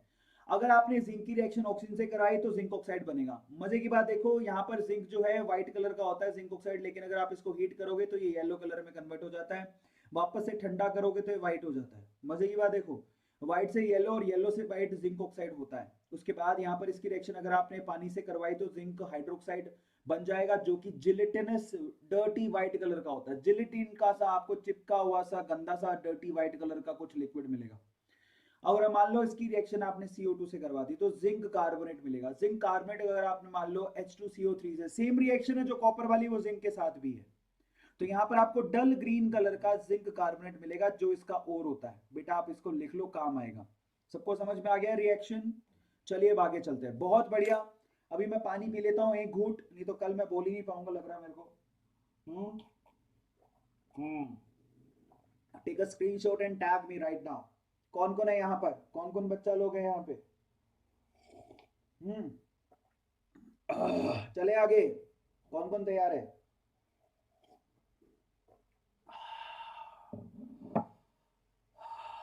चलो मैं तैयार हूँ, अब हम चलते हैं आगे। अब हम बात करेंगे यहाँ पर भैया, अब इंपॉर्टेंट टॉपिक्स पर आ जाओ। सबसे पहले KMnO4, कौन कौन तैयार है KMnO4 के बारे में बात करने पर? K माने कैल्शियम, M माने मैग्नीशियम, उसके बाद आता है O4 ऑक्सीजियम, मतलब यहाँ पर ये हो गया KMnO4, जिसको हम लोग बोलते हैं पोटेशियम पर magnet. Now this article is one of the most important article. हम एंडिंग पॉइंट पर है, कहीं ना जाना, क्योंकि वापस लौट के आपको इसी क्लास में पढ़ने को है आना। KMnO4 भाई साहब ये बहुत इंपॉर्टेंट है। अब मान लो मात्र आधे घंटे का चैप्टर रह गया है। चले बच्चा पार्टी तैयार है धूम मचाने को? आप लोग बच्चा पार्टी तैयार हो धूम मचाने को? चलो KMnO4, सबसे पहले अपन बात करेंगे KMnO4 की। KMnO4 पर्पल कलर का होता है, इसलिए आपको बार बार पर्पल कलर दिखता है, जो कि लड़कियों को बहुत पसंद है। लड़कियों को बहुत अच्छा लगता है KMnO4 का colour.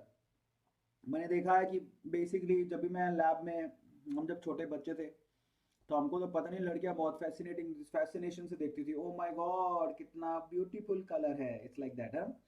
What is the interesting fact about colour? सबसे पहले तो कलर के इंटरेस्टिंग फैक्ट समझते हैं। बेटा KMnO4 का जो कलर होता है वो पर्पल पिंक कलर का होता है, और वो इलेक्ट्रॉन की वजह से बिल्कुल नहीं होता।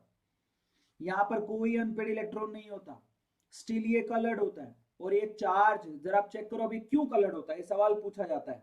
ये कलर्ड होता है LMCT की वजह से। LMCT क्या होता है? Ligand to metal charge transfer होता है, उसकी वजह से होता है। प्लीज आप इसको लिखो, जब लिगेंड से मेटल की तरफ चार्ज को ट्रांसफर किया जाता है उसकी वजह से इसका कलर यस पर्पल कलर का होता है। लिखो काम आएगा। और ये इतना बढ़िया है, मैं आपको बता देता हूँ, ये बहुत ही ज्यादा स्ट्रॉन्ग ऑक्सीडाइजिंग एजेंट है भाई साहब।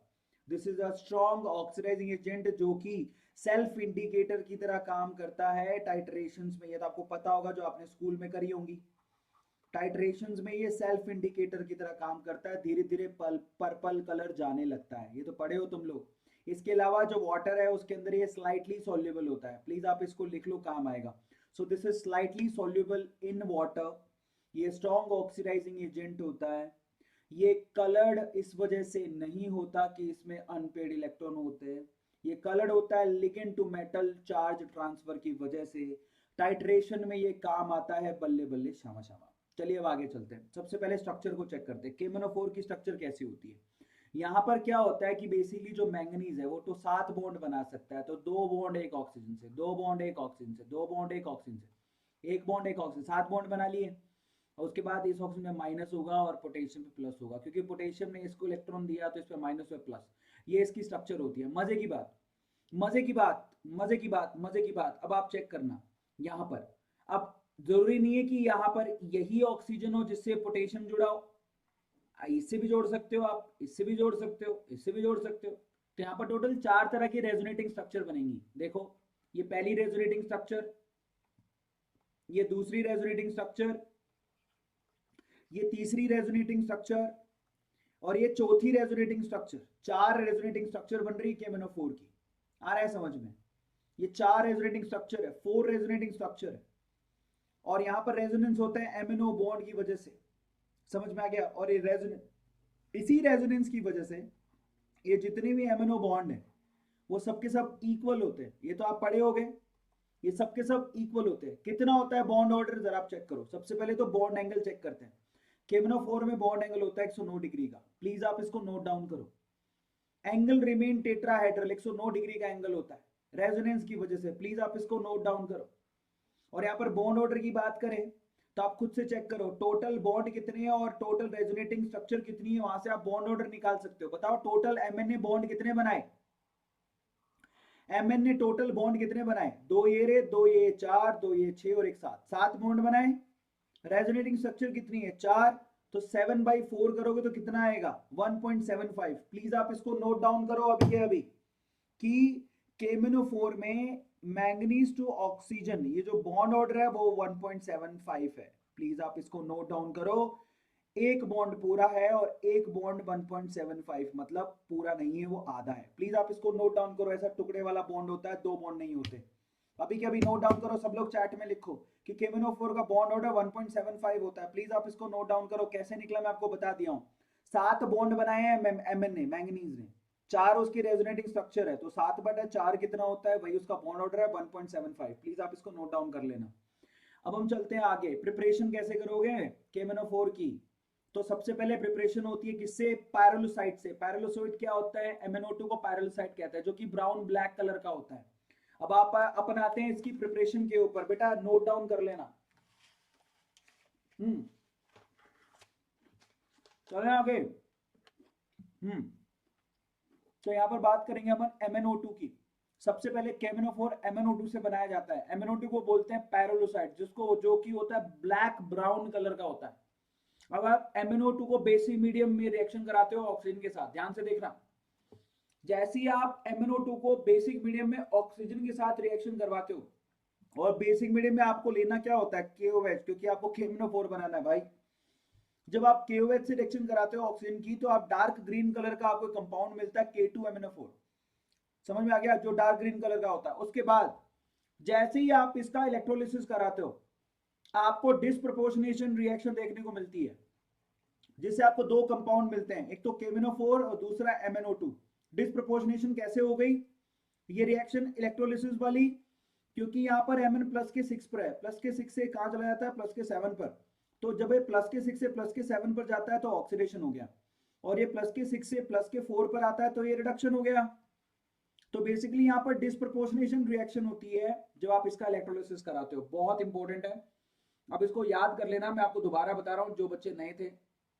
MnO2 की रिएक्शन KOH और ऑक्सीजन के साथ करवाने के बाद आपको K2MnO4 मिलता है, जो कि डार्क ग्रीन कलर का होता है। अगर आप बाद में इसकी एसिडिक मीडियम और बेसिक मीडियम में इसकी इलेक्ट्रोलिसिस करा दोगे तो आपको 2 कंपाउंड मिलेंगे, एक तो मिलेगा आपको KMnO4, दूसरा मिलेगा MnO2।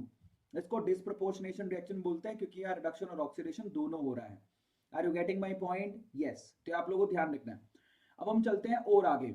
इसके अलावा यस, आपके सामने एक सवाल है। मान लो, देखो सेम क्वेश्चन है, अगर आपके पास कोई डार्क ब्राउन कलर का मैंगनीज का कोई कंपाउंड हो, ठीक है, और उसको आप एल्कली मीडियम में ट्रीट कर रहे हो, और आपको एक ग्रीन कलर का कंपाउंड मिलता है, बाद में अगर आप उसका इलेक्ट्रोलिसिस कराते हो तो आपको कंपाउंड सी मिलता है जो कि पिंक कलर का होता है। तो बताओ इस केमिकल रिएक्शन को रिप्रेजेंट कैसे करोगे? बहुत सिंपल है। सबसे पहले आपने क्या लिया, MnO2, उसकी रिएक्शन आप किससे करा रहे हो, KOH से, साथ में क्या चाहिए, ऑक्सीजन। जब आप रिएक्शन कराते हो तो आपको क्या मिलता है, K2MnO4, ठीक है। अब आप उसका इलेक्ट्रोलिसिस कराओ तो आप लोगों को KMnO4 मिल जाएगा। इससे आसान क्या होगा, प्लस साथ में क्या मिलेगा आपको, MnO2। ये इसी रिएक्शन की बात कर रहा है जो पीछे आप पढ़ के आए हो, समझ में आया?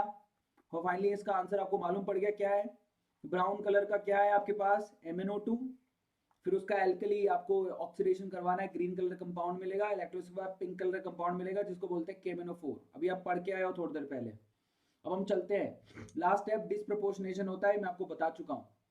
अब अगला किससे करवा सकते हो, यस, आप H2O8 के साथ भी करवा सकते हो। अब आप H2O8 कहां से लाओगे, मार्शल एसिड से लेके आओगे। मार्शल एसिड का फॉर्मूला क्या होता है, H2H2O8, इसको मार्शल एसिड कहते हैं, ठीक है। अब आप जरा चेक करो, सबसे पहले आपको क्या करना होता है, Mn+2 आयन, ये कहीं से भी आप लेके आ सकते हो। जैसे कि मान लो आपने MnSO4 ले लिया, MnSO4 की रिएक्शन अगर आपने H2O8-2 से पानी की प्रेजेंस में करवा दी, न्यूट्रल मीडियम में, तो ये आपको Mn+2 किस में कन्वर्ट करके दे देगा, KMnO4 में। याद रखना ये KMnO4 इस तरह से बनता है। अब आप ये H2O8 कहां से लाओगे, मार्शल एसिड से। इसको क्या बोलते हैं, ये पर ऑक्सोडाइसल्फ्यूरिक एसिड बोलते हैं, जिसको हम लोग मार्शल एसिड भी कहते हैं। तो मार्शल एसिड की रिएक्शन जब आप MnSO4 से कराओगे तो आपको यहाँ पर ये KMnO4 बना के देगा, जो कि पर्पल कलर का होता है। ये दूसरा तरीका है। अब हम बात करेंगे रिएक्टिविटी की, KMnO4 की रिएक्टिविटी की बात कर लेते हैं। Let's do the topic reactivity. अब देखो यहाँ पर ये इंटरेस्टिंग चीज है, KMnO4 की आप अगर आपने रिएक्शन जरा ध्यान से पढ़ना। अब यहाँ से सवाल आते हैं भैया, बहुत इंपॉर्टेंट है। अगर आपने KMnO4 जो कि पर्पल कलर का होता है उसका स्ट्रॉन्ग एल्कली मीडियम में रिएक्शन कराया, तो आप ये किस में कन्वर्ट हो जाएगा, K2MnO4 में। जरा आप चेक करना, यहाँ पर ये n फैक्टर कितना होता है इसका, 1। क्यों, क्योंकि ये प्लस के 7 से कहां जा रहा है, प्लस के 6 की तरफ जा रहा है, इसलिए n फैक्टर 1 होता है। मैंने आपको बहुत बार बताया भी है। मान लो इसकी रिएक्शन, और ये जो K2MnO4 है इतना स्टेबल नहीं होता, टाइम के साथ ही MnO2 में कन्वर्ट हो जाता है। आपको बता देता हूँ MnO2 जो है मैंगनीज का मोस्ट स्टेबल कंपाउंड है। समझ में आया? अब मान लो कि अगर आप इसको KMnO4 को हीट करते हो तो ये फिर से K2MnO4 में कन्वर्ट हो जाएगा जो कि ग्रीन कलर का होता है, और ये MnO2 साथ में देगा जो कि ब्लैक ब्राउन कलर का होता है, और ऑक्सीजन बाहर निकलेगा। भैया नोट डाउन कर लो, ये सवाल बहुत बार पूछा गया है, प्लीज आप इसको नोट डाउन कर लो। जो सेकंड रिएक्शन है कि अगर आपने KMnO4 को हीट किया तो क्या होगा, तो वो K2MnO4 plus MnO2 plus O2 देगा।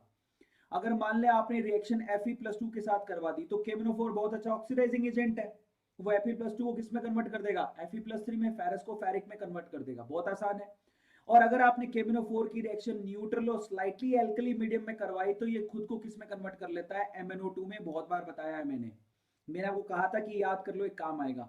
यहाँ पर जो है मैंगनीज है वो प्लस के 7 से किधर चला जाता है, प्लस के 4 पर, स्लाइटली न्यूट्रल मीडियम में और स्लाइटली एल्कली मीडियम में। तो एन फैक्टर कितना हो गए यहाँ पर, 3। अब चले और आगे, रिएक्टिविटी KMnO4 की बात करते हैं।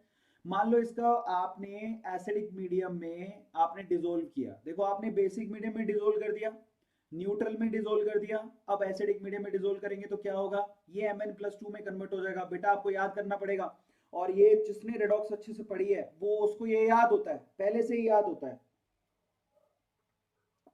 किस किस को याद है ये बताइए जरा। अब अगली रिएक्शन पर चलते हैं। मान लो आपने सल्फाइड से रिएक्शन कराई तो उसको ऑक्सीडाइज करके सल्फेट में कन्वर्ट कर देगा, और पता है इसके रट्टा मारने की जरूरत नहीं पड़ती।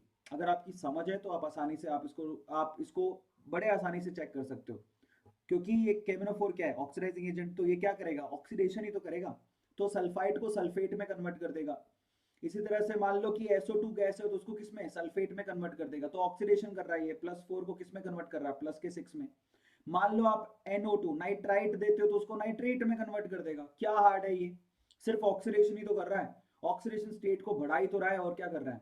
इसके अलावा अगर KMnO4 की रिएक्शन मान लो आपने H2S यानी कि यस हाइड्रोजन सल्फाइड के साथ करवा दी तो ये सल्फर का कोलोइडल पार्टिकल, कोलोइडल सॉल्यूशन बना के नीचे बिठा देगा। फिर से ऑक्सीडेशन करवा दिया इसने, -2 से 0 पर ले गया। इसके अलावा मान लो आपने इसकी रिएक्शन यस ऑक्सैलिक एसिड से करा दी तो क्या करेगा, ये CO2 गैस को लिबरेट करेगा। बहुत कॉमन रिएक्शन है क्योंकि आपने रेडॉक्स में पढ़ी होंगी। ऑक्सैलिक एसिड क्या होता है, H2C2O4, क्योंकि ये बहुत अच्छा ऑक्सीडाइजिंग एजेंट है तो एक कार्बन जो कि +3 में होता है उसको +4 में कन्वर्ट कर देता है। अगर मान लो आपने हाइड्रोजन से रिएक्शन करा दी KMnO4 की तो नाइट्रोजन गैस को लिबरेट करा देगा, आजाद कर देगा, तुम जाओ उड़ो। उसके अलावा अगर आप H2O2 से रिएक्शन कराओगे तो ऑक्सीजन को आजाद कर देगा, बोले उड़ो। आ रहा है समझ में? अब देखो N2H2 nitrogen liberate, H2O2 oxygen liberate, बोले उड़ो उड़ो उड़ो। अब हम चलते हैं और आगे, रिएक्टिविटी ऑफ KMnO4 में आगे की बात करते हैं। मान लो आपने आयोडाइड से अगर आपने इसकी रिएक्शन करा दी, आयोडाइड देखो इसको भी ऑक्सीडाइज कर देगा, ये आयोडेट में कन्वर्ट कर देता है, IO3-, ऑक्सीडेशन स्टेट बढ़ गई, आयोडीन की प्लस के 5 पे चला गया ये, और खुद MnO2 में कन्वर्ट हो जाता है। ठीक है, इसके अलावा अगर आप मान लें HX से रिएक्शन करवा दी तो ये क्या करेगा, ये X ध्यान रखना, X मतलब इसमें फ्लोरीन नहीं हो सकता, बाकी सारे के सारे हेलोजन हो सकते हैं, क्लोरीन भी हो सकता है, ब्रोमीन हो सकता है, आयोडीन हो सकता है। बेसिकली वहां से वो क्या करेगा, हेलोजन को लिबरेट कर देगा।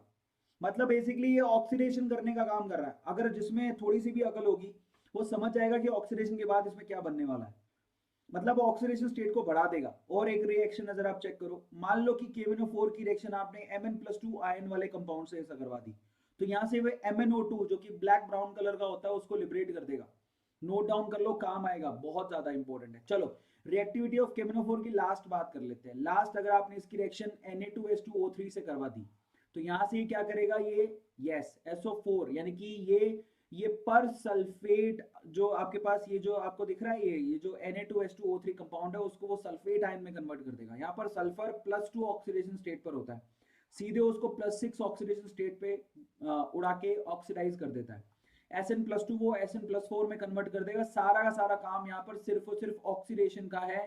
जितनी भी केमिकल रिएक्शंस है मैं आपको गारंटी दे रहा हूँ, एक बार पढ़ के सिर्फ इतना सोचना कि सिर्फ आपको ऑक्सीडेशन करना है। अब आप दिमाग लगाओ, अपने आप सारी याद हो जाएंगी। जिसने ढंग से पढ़ाई कर रखी है उसको बहुत इजीली याद हो जाएगा। अब हम बात करेंगे यस गाइस K2Cr2O7। भाई साहब अब आते हैं आपके काम की चीज पर फिर से, K2Cr2O7 ये बहुत इंपॉर्टेंट है, पोटेशियम डाइक्रोमेट। चलो सबसे पहले पोटेशियम डाइक्रोमेट जो होता है वो ऑरेंज कलर का होता है। आप सिंदूरी कलर, एक चुटकी सिंदूर की कीमत तुम क्या जानो रमेश बाबू। तो आप ये मत समझ लेना कि आपके जो सिंदूर होता है बेसिकली, जो दीपिका पादुकोण ने सिंदूर लगाया था वो कोई पोटेशियम डाइक्रोमेट का होता है, ऐसा मत समझ लेना, ठीक है, बट ऑरेंज कलर का होता है, ठीक है। अब हम आगे चलते हैं, ऑरेंज कलर के बाद स्ट्रक्चर कैसी होती है, पोटेशियम डाइक्रोमेट की स्ट्रक्चर कुछ ऐसी होती है जिसमें दो क्रोमियम जो है बेसिकली टोटल कितने बॉन्ड बनाते हैं, 6। चेक करो, ये 2, ये 4, 5 और ये 6, और बीच में ऑक्सीजन कैसे एज अ ब्रिज काम करती है, एक ऑक्सीजन होगी जो एज अ ब्रिज काम करेगी, प्लीज आप चेक कर लो।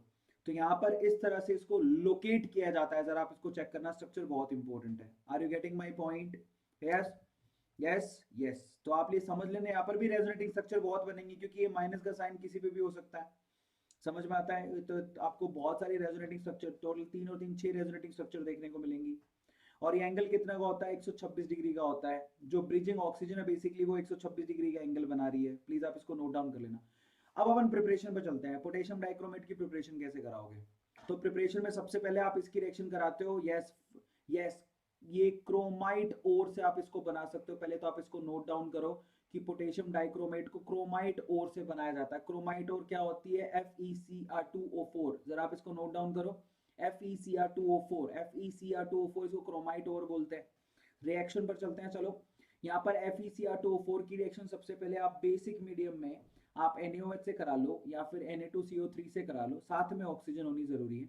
जैसे आप इसकी रिएक्शन कराओगे तो ये FeCr2O4 जो है वो किस में कन्वर्ट हो जाएगा, Na2CrO4 में कन्वर्ट हो जाएगा। प्लीज आप इसको नोट डाउन करो, मेन चीज यही है, बाकी तो सब कॉमन है। FeCr2O4 बेसिकली Na2CrO4 में कन्वर्ट होगा जो कि येलो कलर का होता है। मेन चीज यही है, आप इसको नोट डाउन करो अभी के अभी। सोडियम क्रोमेट बोलते हैं इसको, सोडियम क्रोमेट, जो कि येलो कलर का होता है। बाद में आप क्या करते हो, जरा आप चेक करो, ये सोडियम क्रोमेट जो बना है, any chromate with acid gives dichromate. किसी भी क्रोमेट को अगर आप एसिड से रिएक्शन कराओगे तो वो डाइक्रोमेट दे देगा आपको तुरंत। तो पहले आप लोगों को क्रोमेट बनाना होता है। तो FeCr2O4 को रिएक्शन कराओ NaOH से तो आपको Na2CrO4 मिलेगा, जिसको क्रोमेट बोलते हैं, जो कि येलो कलर का है। अब आप इसका एसिड से रिएक्शन कराओ, Na2CrO4 जो कि येलो कलर का है उसको H2SO4 से रिएक्शन कराओगे तो आपको Na2Cr2O7 मिलेगा, जो कि ऑरेंज कलर का होता है। भाई साहब नोट डाउन करो, यही काम की चीज है। तो Na2CrO4 को अगर आप एसिड से रिएक्शन कराओगे तो Na2Cr2O7 मिलेगा, जो कि आपका ऑरेंज कलर का होता है। और जैसा कि थोड़ी देर पहले लिखा हुआ था, किसी भी क्रोमेट को एसिड से रिएक्शन कराओगे तो वो डाइक्रोमेट दे देता है, तो आपको ऑरेंज कलर का मिल गया, जो कि हाईली सॉल्युबल होता है। बट आपको क्या बनाना है, K2Cr2O7 बनाना है। तो आप इसकी KCl से रिएक्शन कराओ। जैसे ही आप इसकी KCl से रिएक्शन कराओगे, ये आपको K2Cl2O7 और .2H2 के क्रिस्टलाइन फॉर्म में आप लोगों को ये कंपाउंड दे देगा। मतलब समझो कि 2 पानी के मॉलिक्यूल क्रिस्टलाइन फॉर्म में आपके पास अवेलेबल है। Now this is how you have to make, yes, dichromate ion. कैसे बनाओगे आप लोगों को फिर से समझा देता हूं, अगर किसी को पता नहीं लगा तो। इसके लिए आप लोगों को क्या लेना पड़ेगा, जरा आप चेक करो। आप लोगों को यहाँ पर क्रोमाइट ओर लेना है, जिसका फॉर्मूला होता है FeCr2O4। FeCr2O4, यस, NaOH के साथ रिएक्शन कराओ तो ये आपको Na2CrO4 देगा। एसिड के साथ रिएक्शन करवाते ही आपको Na2Cr2O7 मिल जाएगा। Na2Cr2O7 मिल गया, फिर आप KCl से रिएक्शन कराओ, आपको K2Cr2O7 मिल जाएगा, जो कि ऑरेंज कलर का होता है। समझ में आया? अब हम बात करते हैं रिएक्शंस की, K2Cr2O7 की रिएक्शंस पर बात कर लेते हैं। सबसे पहले अगेन ये बहुत अच्छा ऑक्सीडाइजिंग एजेंट होता है, जो खुद रिड्यूस होके प्लस के 6 से कहा जाता है प्लस के 3 में। तो चलो इसकी रिएक्शन को चेक करते हैं। सबसे पहले मान लो आपने H2O2 से रिएक्शन करवा दी, तो ये क्या करेगा, बेसिक मीडियम में H2O2 से रिएक्शन करते ही ये एक ऐसा कॉम्प्लेक्स कंपाउंड बनाएगा जो कि अनस्टेबल होता है, रेड ब्राउन कलर का, K3CrO8। और जैसी K3CrO8 काफी समय तक पड़ा रहता है तो ये किस में कन्वर्ट हो जाता है, K2CrO4 में कन्वर्ट हो जाता है। प्लीज आप इसको नोट डाउन कर लो, क्रोमेट आयन में K2CrO4 में कन्वर्ट हो जाता है लॉन्ग स्टैंडिंग में। तो अगर आप देखो, अगर आप मैं यहाँ पर कोई हैक पकड़ना चाहते हो तो K2Cr2O7 K2CrO4 में कन्वर्ट होता ज्यादातर दिखेगा आपको। समझ में आ गया? अब देखो, जैसे कि मान लो आप इसको हीट करते हो, तो हीट करते ही देखो किस में कन्वर्ट हुआ है, K2CrO4। मैंने कहा था आपको हैक पकड़ लो, ये हैक है, ये हैक है। जैसे कि KMnO4 किस में कन्वर्ट होता था, MnO2 में, बार बार हैक। तो यहाँ पर K2CrO4 में कन्वर्ट होगा ये, और साथ में Cr2O3 बनाएगा जो कि ग्रीन कलर का होता है, और साथ में ऑक्सीजन गैस को लिबरेट करेगा। नोट डाउन करो, बहुत इंपॉर्टेंट है। इसके अलावा अगर मान लो आपने H2O2 एसिडिक मीडियम में रिएक्शन कराई तो ये CrO5 बनाएगा, जिसमें क्रोमियम का ऑक्सीडेशन स्टेट कैसा होता है +6 और बटरफ्लाई स्ट्रक्चर होती है, ये मैंने आपको करवा रखा है, जो कि ब्लू कलर का होता है। लॉन्ग स्टैंडिंग में CrO5 बेसिकली स्टेबल नहीं होता और खुद कन्वर्ट हो जाता है, जिसकी कलर होती है ग्रीन। तो नोट डाउन करो, ये सारी रिएक्शन बहुत इंपॉर्टेंट है। अब हम चलते हैं आगे। रिएक्शंस ऑफ K2Cr2O7 में आगे रिएक्शन अगर आपने एसिडिक मीडियम में रखोगे इसको तो ये Cr+3 कंपाउंड बनाएगा, सिंपल। इसके अलावा अगर आप यहाँ पर बात करो कि एसिडिक मीडियम में ये देखो जरा K2Cr2O7 K2CrO4 में कन्वर्ट होगा और बेसिक मीडियम में वापस K2Cr2O7 में कन्वर्ट हो जाता है। हाईली एसिडिक मीडियम में ये CrO4-2 में कन्वर्ट होगा और फाइनली अगर आप बेसिक मीडियम लेके चलोगे तो वापस से K2Cr2O7 में कन्वर्ट हो जाएगा, ठीक है। और ये कन्वर्जन जरा चेक कर लो, ऑरेंज से येलो, येलो से ऑरेंज होती ही रहती है, तो आप इसको काम ले लेना, आपको काम आएगा। अगर आप हाईली एसिडिक मीडियम रखते हो तो ये K2CrO4 में कन्वर्ट होगा, फाइनली बेसिक मीडियम में K2Cr2O7 में कन्वर्ट। ये कन्वर्जन चलते रहता है, समझ में आएगा। सैफरॉन से येलो, येलो से सैफरॉन चलते रहेगा। इसके अलावा एक और रिएक्शन है, H2S से रिएक्शन कराया तो सल्फर का कोलोइडल सॉल्यूशन बना लेगा, जो कि KMnO4 ने भी बनाया था, याद है आप लोगों को। येलो कलर का कोलोइडल सॉल्यूशन बना देगा सल्फर का। अगेन ये ऑक्सीडेशन का काम कर रहा है और कुछ नहीं। इसके अलावा K2Cr2O7 की रिएक्शन अगर आप NH4Cl से कराओगे तो ये क्या करेगा, अमोनियम क्रोमेट बनाएगा। भाई साहब ये बहुत इंपॉर्टेंट है, जो आप लोगों को नाइट्रोजन गैस देता है। ये आपने किस में पढ़ा होगा, P ब्लॉक में पढ़ा होगा, नाइट्रोजन गैस बनाने का तरीका याद है। तो K2Cr2O7 NH4Cl से रिएक्शन कराओगे तो अमोनियम डाइक्रोमेट बनेगा। अमोनियम डाइक्रोमेट को अगर आप हीट करते हो तो नाइट्रोजन गैस बाहर निकलेगा, साथ में Cr2O3 मिलेगा। P ब्लॉक में आपने पढ़ा हुआ है, झूठ मत बोलना, ठीक है। इसके अलावा क्या है, इसके अलावा रिएक्शन अगर आपने HX से करा दी तो H2 रिलीज कर देगा, जैसे कि KMnO4 ने किया था। इसके अलावा अगर Fe+2 से रिएक्शन कराओगे तो Fe+3 में कन्वर्ट कर देगा, ऑक्सीडेशन कर रहा है, कुछ भी हार्ड नहीं है। इसके अलावा अगर आप Sn+2 से रिएक्शन कराओगे तो Sn+4 में कन्वर्ट कर देगा। अगर आप नाइट्राइट से कराओगे तो नाइट्रेट में कन्वर्ट कर देगा, ये पहले भी। अगर आप सल्फाइड से कराओगे तो सल्फेट में कन्वर्ट कर देगा। अगर आप I- से कराओगे तो ये स्पेशल है, वहां पर वो आयोडेट बना रहा था KMnO4 है ना, IO3- में कन्वर्ट कर रहा था। यहाँ पर ये क्या करता है, I2 लिबरेट करता है, वॉयलेट कलर का I2 लिबरेट करता है, ये बहुत इंपॉर्टेंट है। KMnO4 बेसिकली IO3- बना रहा था, यहाँ पर ये वॉयलेट कलर की आयोडीन को लिबरेट करता है, बहुत इंपॉर्टेंट है। इसके अलावा अगर आपने मान लो कि थायोसल्फेट से रिएक्शन करवा दी H2O3, तो ये सल्फर को बाहर निकालेगा। यहाँ पर जरा आप चेक कर लो, और साथ में सल्फेट आयन भी निकालेगा। सल्फर मतलब कोलोइडल पार्टिकल येलो कलर के बाहर निकाल देगा। तो ये बहुत इंपॉर्टेंट है, प्लीज आप इसको नोट डाउन कर लो। Is this clear to all of you? चलिए अब आगे चलते हैं। K2Cr2O7 की अगली रिएक्शन है, Sn+2 को Sn+4 में बदलेगा, नाइट्राइट को नाइट्रेट में बदल देगा, सल्फाइड को सल्फेट में बदल देगा, आयोडाइड को आयोडीन में कन्वर्ट कर देगा, और H2O3-2 को किस में कन्वर्ट कर देगा, यस सल्फर में और SO4-2 के अंदर। अभी हमारा चैप्टर बिल्कुल एंडिंग पॉइंट पर है, खत्म होने वाला है। अब हम कुछ क्वेश्चन करेंगे और उसके बाद हमारा चैप्टर ख से खत्म। आ गया सबको समझ में? चलिए, are you ready for the questions? कुछ क्वेश्चंस हैं जो मेरे पास एग्जाम के क्वेश्चंस हैं, उसके बाद आपका चैप्टर खत्म है। तो पहला सवाल है, जरा आप चेक करो। मैं कहता हूं when metal Fe is reacted with strong acid, अगर आपने Fe का रिएक्शन स्ट्रॉन्ग एसिड के साथ करवा दिया, then the reaction stops after some time. क्यों? अगर आपने Fe का रिएक्शन एक स्ट्रॉन्ग एसिड के साथ करवा दिया तो रिएक्शन बंद हो जाती है, ऐसा क्यों? ये रिएक्शन अचानक से बंद क्यों हो जाती है? एफ ब्लॉक इसके बाद आएगा बेटा, अभी ये तो कर लो, अभी खत्म नहीं हुआ। एफ ब्लॉक आएगा, इसके बाद आएगा। ऐसा इसीलिए होता है क्योंकि Fe की रिएक्शन जैसे आप किसी एसिड से कराते हो तो वो Fe2O3 यानी कि फेरिक ऑक्साइड की लेयर बन जाती है उसके ऊपर। तो आयरन के ऊपर जब आप फेरिक ऑक्साइड की लेयर बन जाती है तो उसके बाद उसका ऑक्सीडेशन हो ही नहीं पाता, इसी वजह से यहाँ पर रिएक्शन स्टॉप हो जाती है। समझ में आ गया? तो अगर कोई सवाल पूछे तो Fe2O3 का लेयर बनने की वजह से रिएक्शन स्टॉप हो जाती है, प्लीज आप इसको नोट डाउन कर लेना।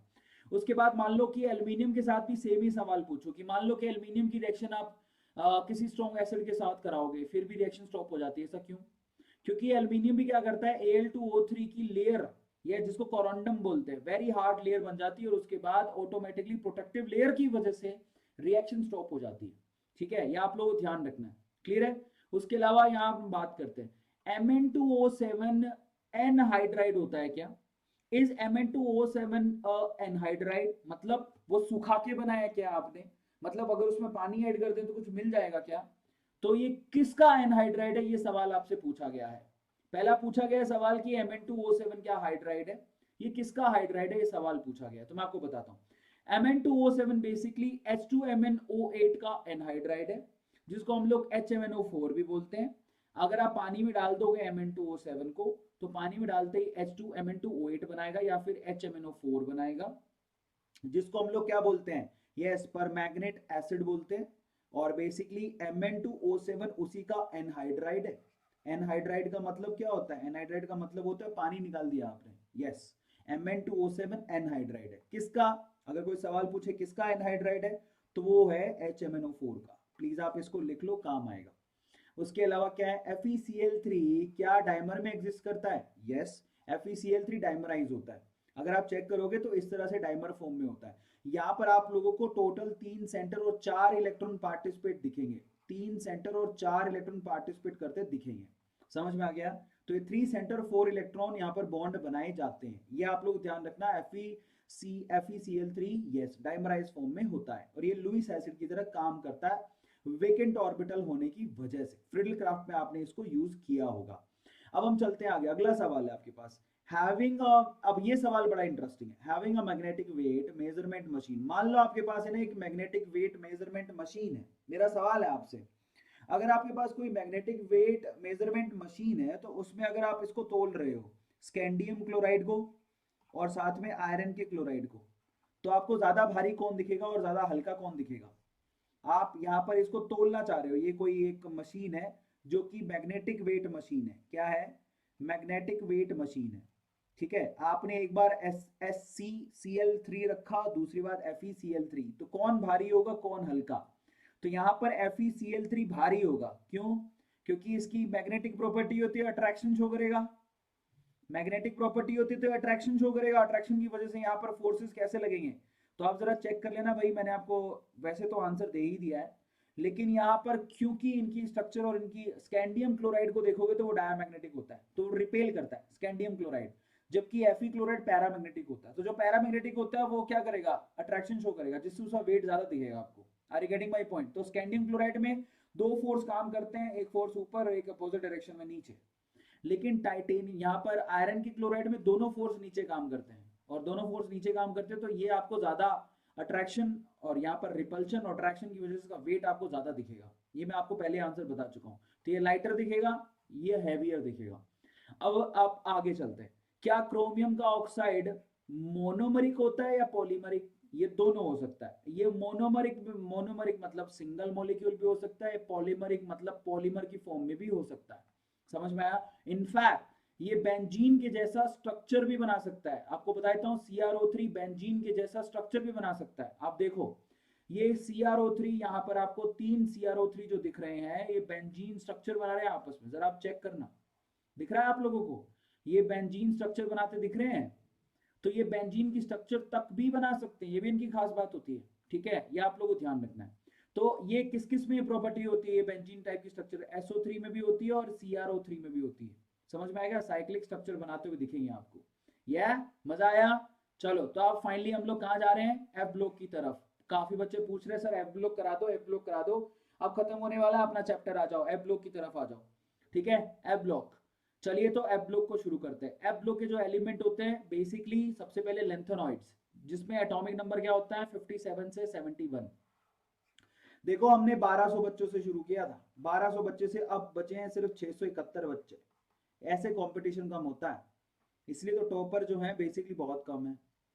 तो अब लेंथेनॉइड जो होते हैं वो सिल्वरी व्हाइट मेटल होता है। नोट डाउन कर लो, लेंथेनॉइड सारे के सारे सिल्वरी व्हाइट मेटल होते हैं और 57 से लेके 71 तक एटॉमिक नंबर होता है। एक्टिनॉइड की बात करें तो वो 89 से लेके 103, ये रेडियो एक्टिव मेटल्स हैं। ज्यादातर आपको जितने भी मेटल मिलेंगे एफ ब्लॉक में, एक्टिनॉइड्स वो रेडियो एक्टिव मेटल होते हैं, जबकि लेंथेनॉइड सिल्वरी मेटल्स होते हैं, सिल्वरी। समझ में आया? अब जो एफ ब्लॉक के एलिमेंट्स होते हैं बेसिकली, जो मेटल्स होते हैं बेसिकली, वो सॉफ्ट होते हैं नेचर में, ये आप लोगों को ध्यान रखना है। और जैसे आप इसको हवा में एक्सपोज करते हो बेसिकली, तो expose to air get oxidise, बहुत आसानी से ऑक्सीडाइज हो जाते हैं। तो एफ ब्लॉक के एलिमेंट बड़े आसानी से ऑक्सीडाइज हो जाते हैं। अब इनकी प्रॉपर्टीज की बात करते हैं। तो एफ ब्लॉक की प्रॉपर्टीज को जरा चेक करो। प्रॉपर्टीज ऑफ एफ ब्लॉक, सबसे पहले आ जाओ, समैरियम जो होता है, समैरियम SM, ठीक है, वो स्टील से भी हार्ड होता है भाई साहब। वैसे तो हम लोग क्या बोल रहे हैं कि एफ ब्लॉक के एलिमेंट हल्के होते हैं, सॉफ्ट होते हैं, लेकिन जो समैरियम होता है समैरियम SM, वो स्टील से भी हार्ड होता है। समझ में आ गया, स्टील हार्ड होता है। अब क्यों? क्योंकि समैरियम में आपको मैक्सिमम अनपेड इलेक्ट्रॉन मिलेंगे, जो कि अच्छा खासा एटॉमिक यहाँ पर मेटालिक बॉन्ड बनाते हैं। रीजन यही है, उसकी वजह से ऐसा होता है। फिर f block elements are also called inner transition element, इनको हम लोग इनर ट्रांजिशन एलिमेंट भी कहते हैं। पहले आप लिख लो समैरियम, ये लिखो, स्टील हार्ड होता है, ठीक है। F block element enter into inner, yes, ऐसा क्यों होता है? इनर ट्रांजिशन एलिमेंट क्यों बोलते हैं? क्योंकि ये अंदर वाले f ऑर्बिटल में इनमें इलेक्ट्रॉन भरा जाता है। आपको बता देता हूं कि n-2f में इलेक्ट्रॉन भरे जाते हैं, फिर n-1d में, और फिर ns में। तो जरा आप देखो, आप अंदर जा रहे हो, अंदर जाने की वजह से यहाँ पर शब्द लगाया जाता है inner transition element, transition inner है। Lanthanoids are non radioactive nature, yes, with exception promethium. आपको पता होना चाहिए लैंथेनॉइड नॉन रेडियो एक्टिव होते हैं, लेकिन प्रोमेथियम की बात करो, जो प्रोमेथियम होता है ना, PM, बेसिकली वो कैसा होता है? Radio active, radio active. और फिजिकल प्रॉपर्टी की बात करते हैं, सबसे पहले फिजिकल प्रॉपर्टी, भाई साहब इनकी बेसिसिटी की बात करते हैं, लैंथेनॉइड की basicity. As the size of the element across the period decreases, basicity increases। जैसे जैसे साइज घटने लगता है, बेसिसिटी घटने लगती है। ये तो सबको पता है, फजान रूल आप लोगों ने पढ़ा होगा, ठीक है। तो जैसे जैसे साइज घटने लगेगा, क्योंकि उसमें फजान रूल के हिसाब से साइज घटता है तो पोलराइजेबिलिटी बढ़ती है, तो जिससे एसिडिटी आती है, बेसिसिटी नहीं आती, बेसिसिटी डिक्रीज होती है। समझ में आया? तो La से Lu की तरफ बात करें तो साइज डिक्रीज होता है, जिससे बेसिसिटी घटती है। ऑक्सीडेशन स्टेट की बात कर लेते हैं। इनकी जनरल ऑक्सीडेशन स्टेट क्या है? +2, +3, +4। +4 इनकी जो है वो रेयर है, लेकिन +2, +3 बहुत दिखाते हैं। जनरली जो लैंथेनॉइड्स होते हैं वो +3 दिखाते हैं। नोट डाउन कर लो, जो लैंथेनॉइड होते हैं वो +3 ऑक्सीडेशन स्टेट दिखाते हैं, जबकि अगर आप यहाँ पर बात करोगे एक्टिनोइड की तो वो +2, +3 दोनों दिखाते हैं। अब इनकी आप इलेक्ट्रॉनिक कॉन्फ़िगरेशन की बात करो, इनकी जनरलाइज इलेक्ट्रॉनिक कॉन्फ़िगरेशन सबको पता होनी चाहिए। n-2 f1 to 14, n-1 d0 to 1 and ns2, ये इनकी जनरलाइज इलेक्ट्रॉनिक कॉन्फ़िगरेशन होती है, ठीक बात है। लेकिन इनमें से सबसे इंपॉर्टेंट कौन है जिसपे से सवाल पूछा जाता है? वो है गैडोलीनियम। प्लीज आप इसको नोट डाउन करो, जो सबसे इंपॉर्टेंट है वो है गैडोलीनियम। किस किस को पता है गैडोलीनियम का इलेक्ट्रॉनिक कॉन्फ़िगरेशन?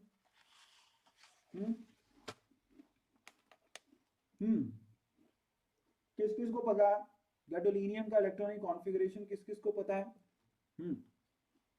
इसका एटॉमिक नंबर होता है 64, गैडोलीनियम, GD बोलते हैं इसको, GD, ठीक है। अब मैं आपको बताता हूँ इसका क्या होता है। 64 के केस में इनके इलेक्ट्रॉनिक कॉन्फ़िगरेशन होता है 4s7, 5d1 एंड 6s2, ठीक है। ये आप प्लीज नोट डाउन कर लो, बहुत इंपॉर्टेंट है और बहुत कम बच्चों को पता होता है, ये सवाल पूछा जाता है। कभी 4f8 या 5d0 या 6s2 नहीं होता। यहाँ पर स्पेशली आप लोग d ऑर्बिटल में एक इलेक्ट्रॉन को पुल करते हो, भरते हो भैया। अगर समझ में, ये ऐसा ही है जैसे कि आप क्रोमियम में करते हो। क्रोमियम में आप क्या करते हो? आप करते हो ना 3d d4 एंड s2, समझ में आया? इसके जगह d5 एंड s1 करते हो, समझ में आ गया? तो ये सेम लॉजिक है कि 4f7, 5d1 एंड 6s2, इस तरह से इसके इलेक्ट्रॉन भरे जाते हैं। प्लीज आप इसको नोट डाउन कर लो, गैडोलीनियम बोलते हैं इसको। आया समझ में? गैडोलीनियम, गैडोलीनियम कहा जाता है इसको। Is this clear? Letters are not clear just because of network, यहां से तो सब साफ है। तो गैडोलीनियम की प्लीज आप लोग याद कर लेना, 4f7, 5d1 एंड 6s2 ऐसा होता है। यहाँ पर F से एक इलेक्ट्रॉन को D में डाला गया, जबकि वहां पर बेसिकली S से एक इलेक्ट्रॉन को D में डाला जाता है। तो सारा को D लेके जाता है, D में देना है आप लोगों को, D ये कहता है दे दो दे दो दे दो। D का मतलब क्या होता है? दे दो दे दो। तो ये यहाँ से इशारा F से ले लेता है, और क्रोमियम में ये S से ले लेता है, लेता ही रहता है, लेता ही रहता है। चलो अब अपन आगे चलते हैं एटॉमिक रेडियाई। यहाँ पर लैंथेनॉइड से कंटिन्यूसली रेडियाई Lu तक घटती है। क्यों? क्योंकि यहाँ पर लैंथेनॉइड कॉन्ट्रैक्शन इफेक्ट लग जाता है, धीरे धीरे घटने लगती है। लैंथेनॉइड कॉन्ट्रैक्शन इफेक्ट बोलते हैं, क्योंकि यहाँ स्क्रीनिंग इफेक्ट बहुत ही ज्यादा पुअर होता है, ये तो जानते हो, इसकी वजह से ऐसा होता है, ठीक है। This decrease in radius is called lanthanoid contraction, इसे लैंथेनॉइड कॉन्ट्रैक्शन कहते हैं। ऐसा क्यों होता है? क्योंकि शील्डिंग बहुत ही ज्यादा, स्क्रीनिंग इफेक्ट या शील्डिंग बहुत ही ज्यादा पुअर होती है। अब रिएक्टिविटी की बात करते हैं। लैंथेनॉइड्स की रिएक्टिविटी का एक सिंपल ग्राफ है मेरे पास। जो लैंथेनॉइड होते हैं बेसिकली, अगर उनको आप एसिड के साथ रिएक्शन कराओगे तो वो हाइड्रोजन गैस को लिबरेट करते हैं, ये पहली रिएक्शन है आपकी। अगर लैंथेनोइड को आप हेलोजन से रिएक्शन कराओगे तो ये LnX3 टाइप के कंपाउंड बनाते हैं जो कि +3 ऑक्सीडेशन स्टेट शो कर रहे हैं। ज्यादातर लैंथेनोइड आपको +3 ऑक्सीडेशन स्टेट वाले कंपाउंड बनाते दिखेंगे। अगर आपने इनको पानी में डाल दिया तो लैंथेनोइड हाइड्रोक्साइड बना रहे हैं जो कि खुद एक +3 ऑक्सीडेशन स्टेट वाला कंपाउंड है। अगर आपने इनको कार्बन के साथ रिएक्ट करवाया तो लैंथेनोइड कार्बाइड बनाएंगे जिसका फॉर्मूला होता है LnC2। प्लीज आप नोट डाउन कर लो। अगर आपने इसको नाइट्रोजन के साथ हीट किया तो LNN कंपाउंड बनाएगा, LNN। वाह क्या कंपाउंड है, LNN। इसके अलावा अगर आपने सल्फर के साथ हीट किया तो ये बनाएंगे यस Ln2S3, क्योंकि सल्फर पे -2 चार्ज होता है तो Ln2S3, क्योंकि नाइट्रोजन में -3 होता है और ये +3 होता है। LNN आ गया समझ में। Ln क्या है यहाँ पर, Ln लैंथेनोइड है। और अगर आपने मान लो इसको O2 के साथ बर्न किया तो ये क्या बनाएंगे, यस Ln2O3।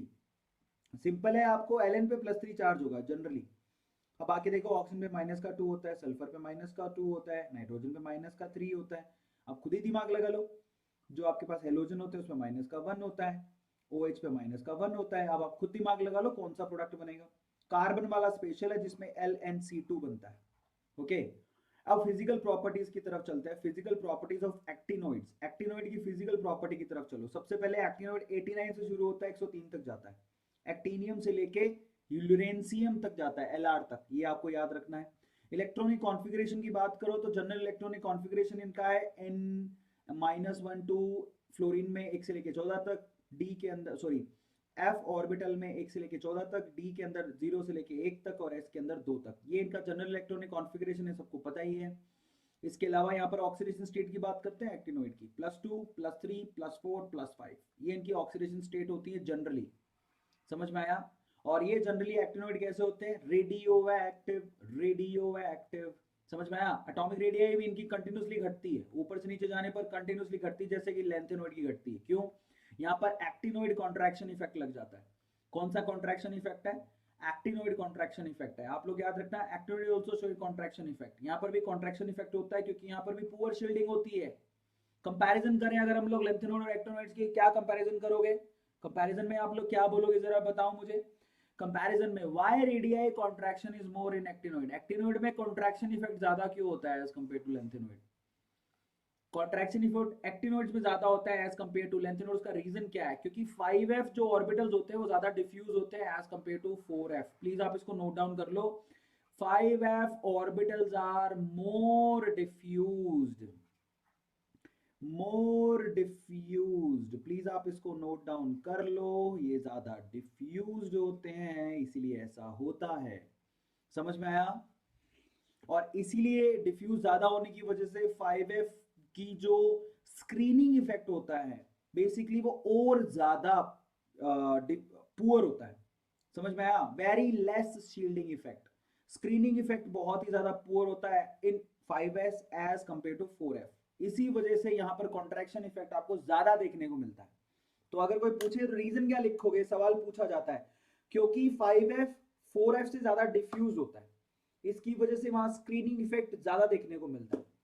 और यही रीजन है कि यहाँ पर आप लोग कॉन्ट्रैक्शन इफेक्ट इफेक्टिवली ज्यादा दिखता है तो साइज उनकी छोटी होती है।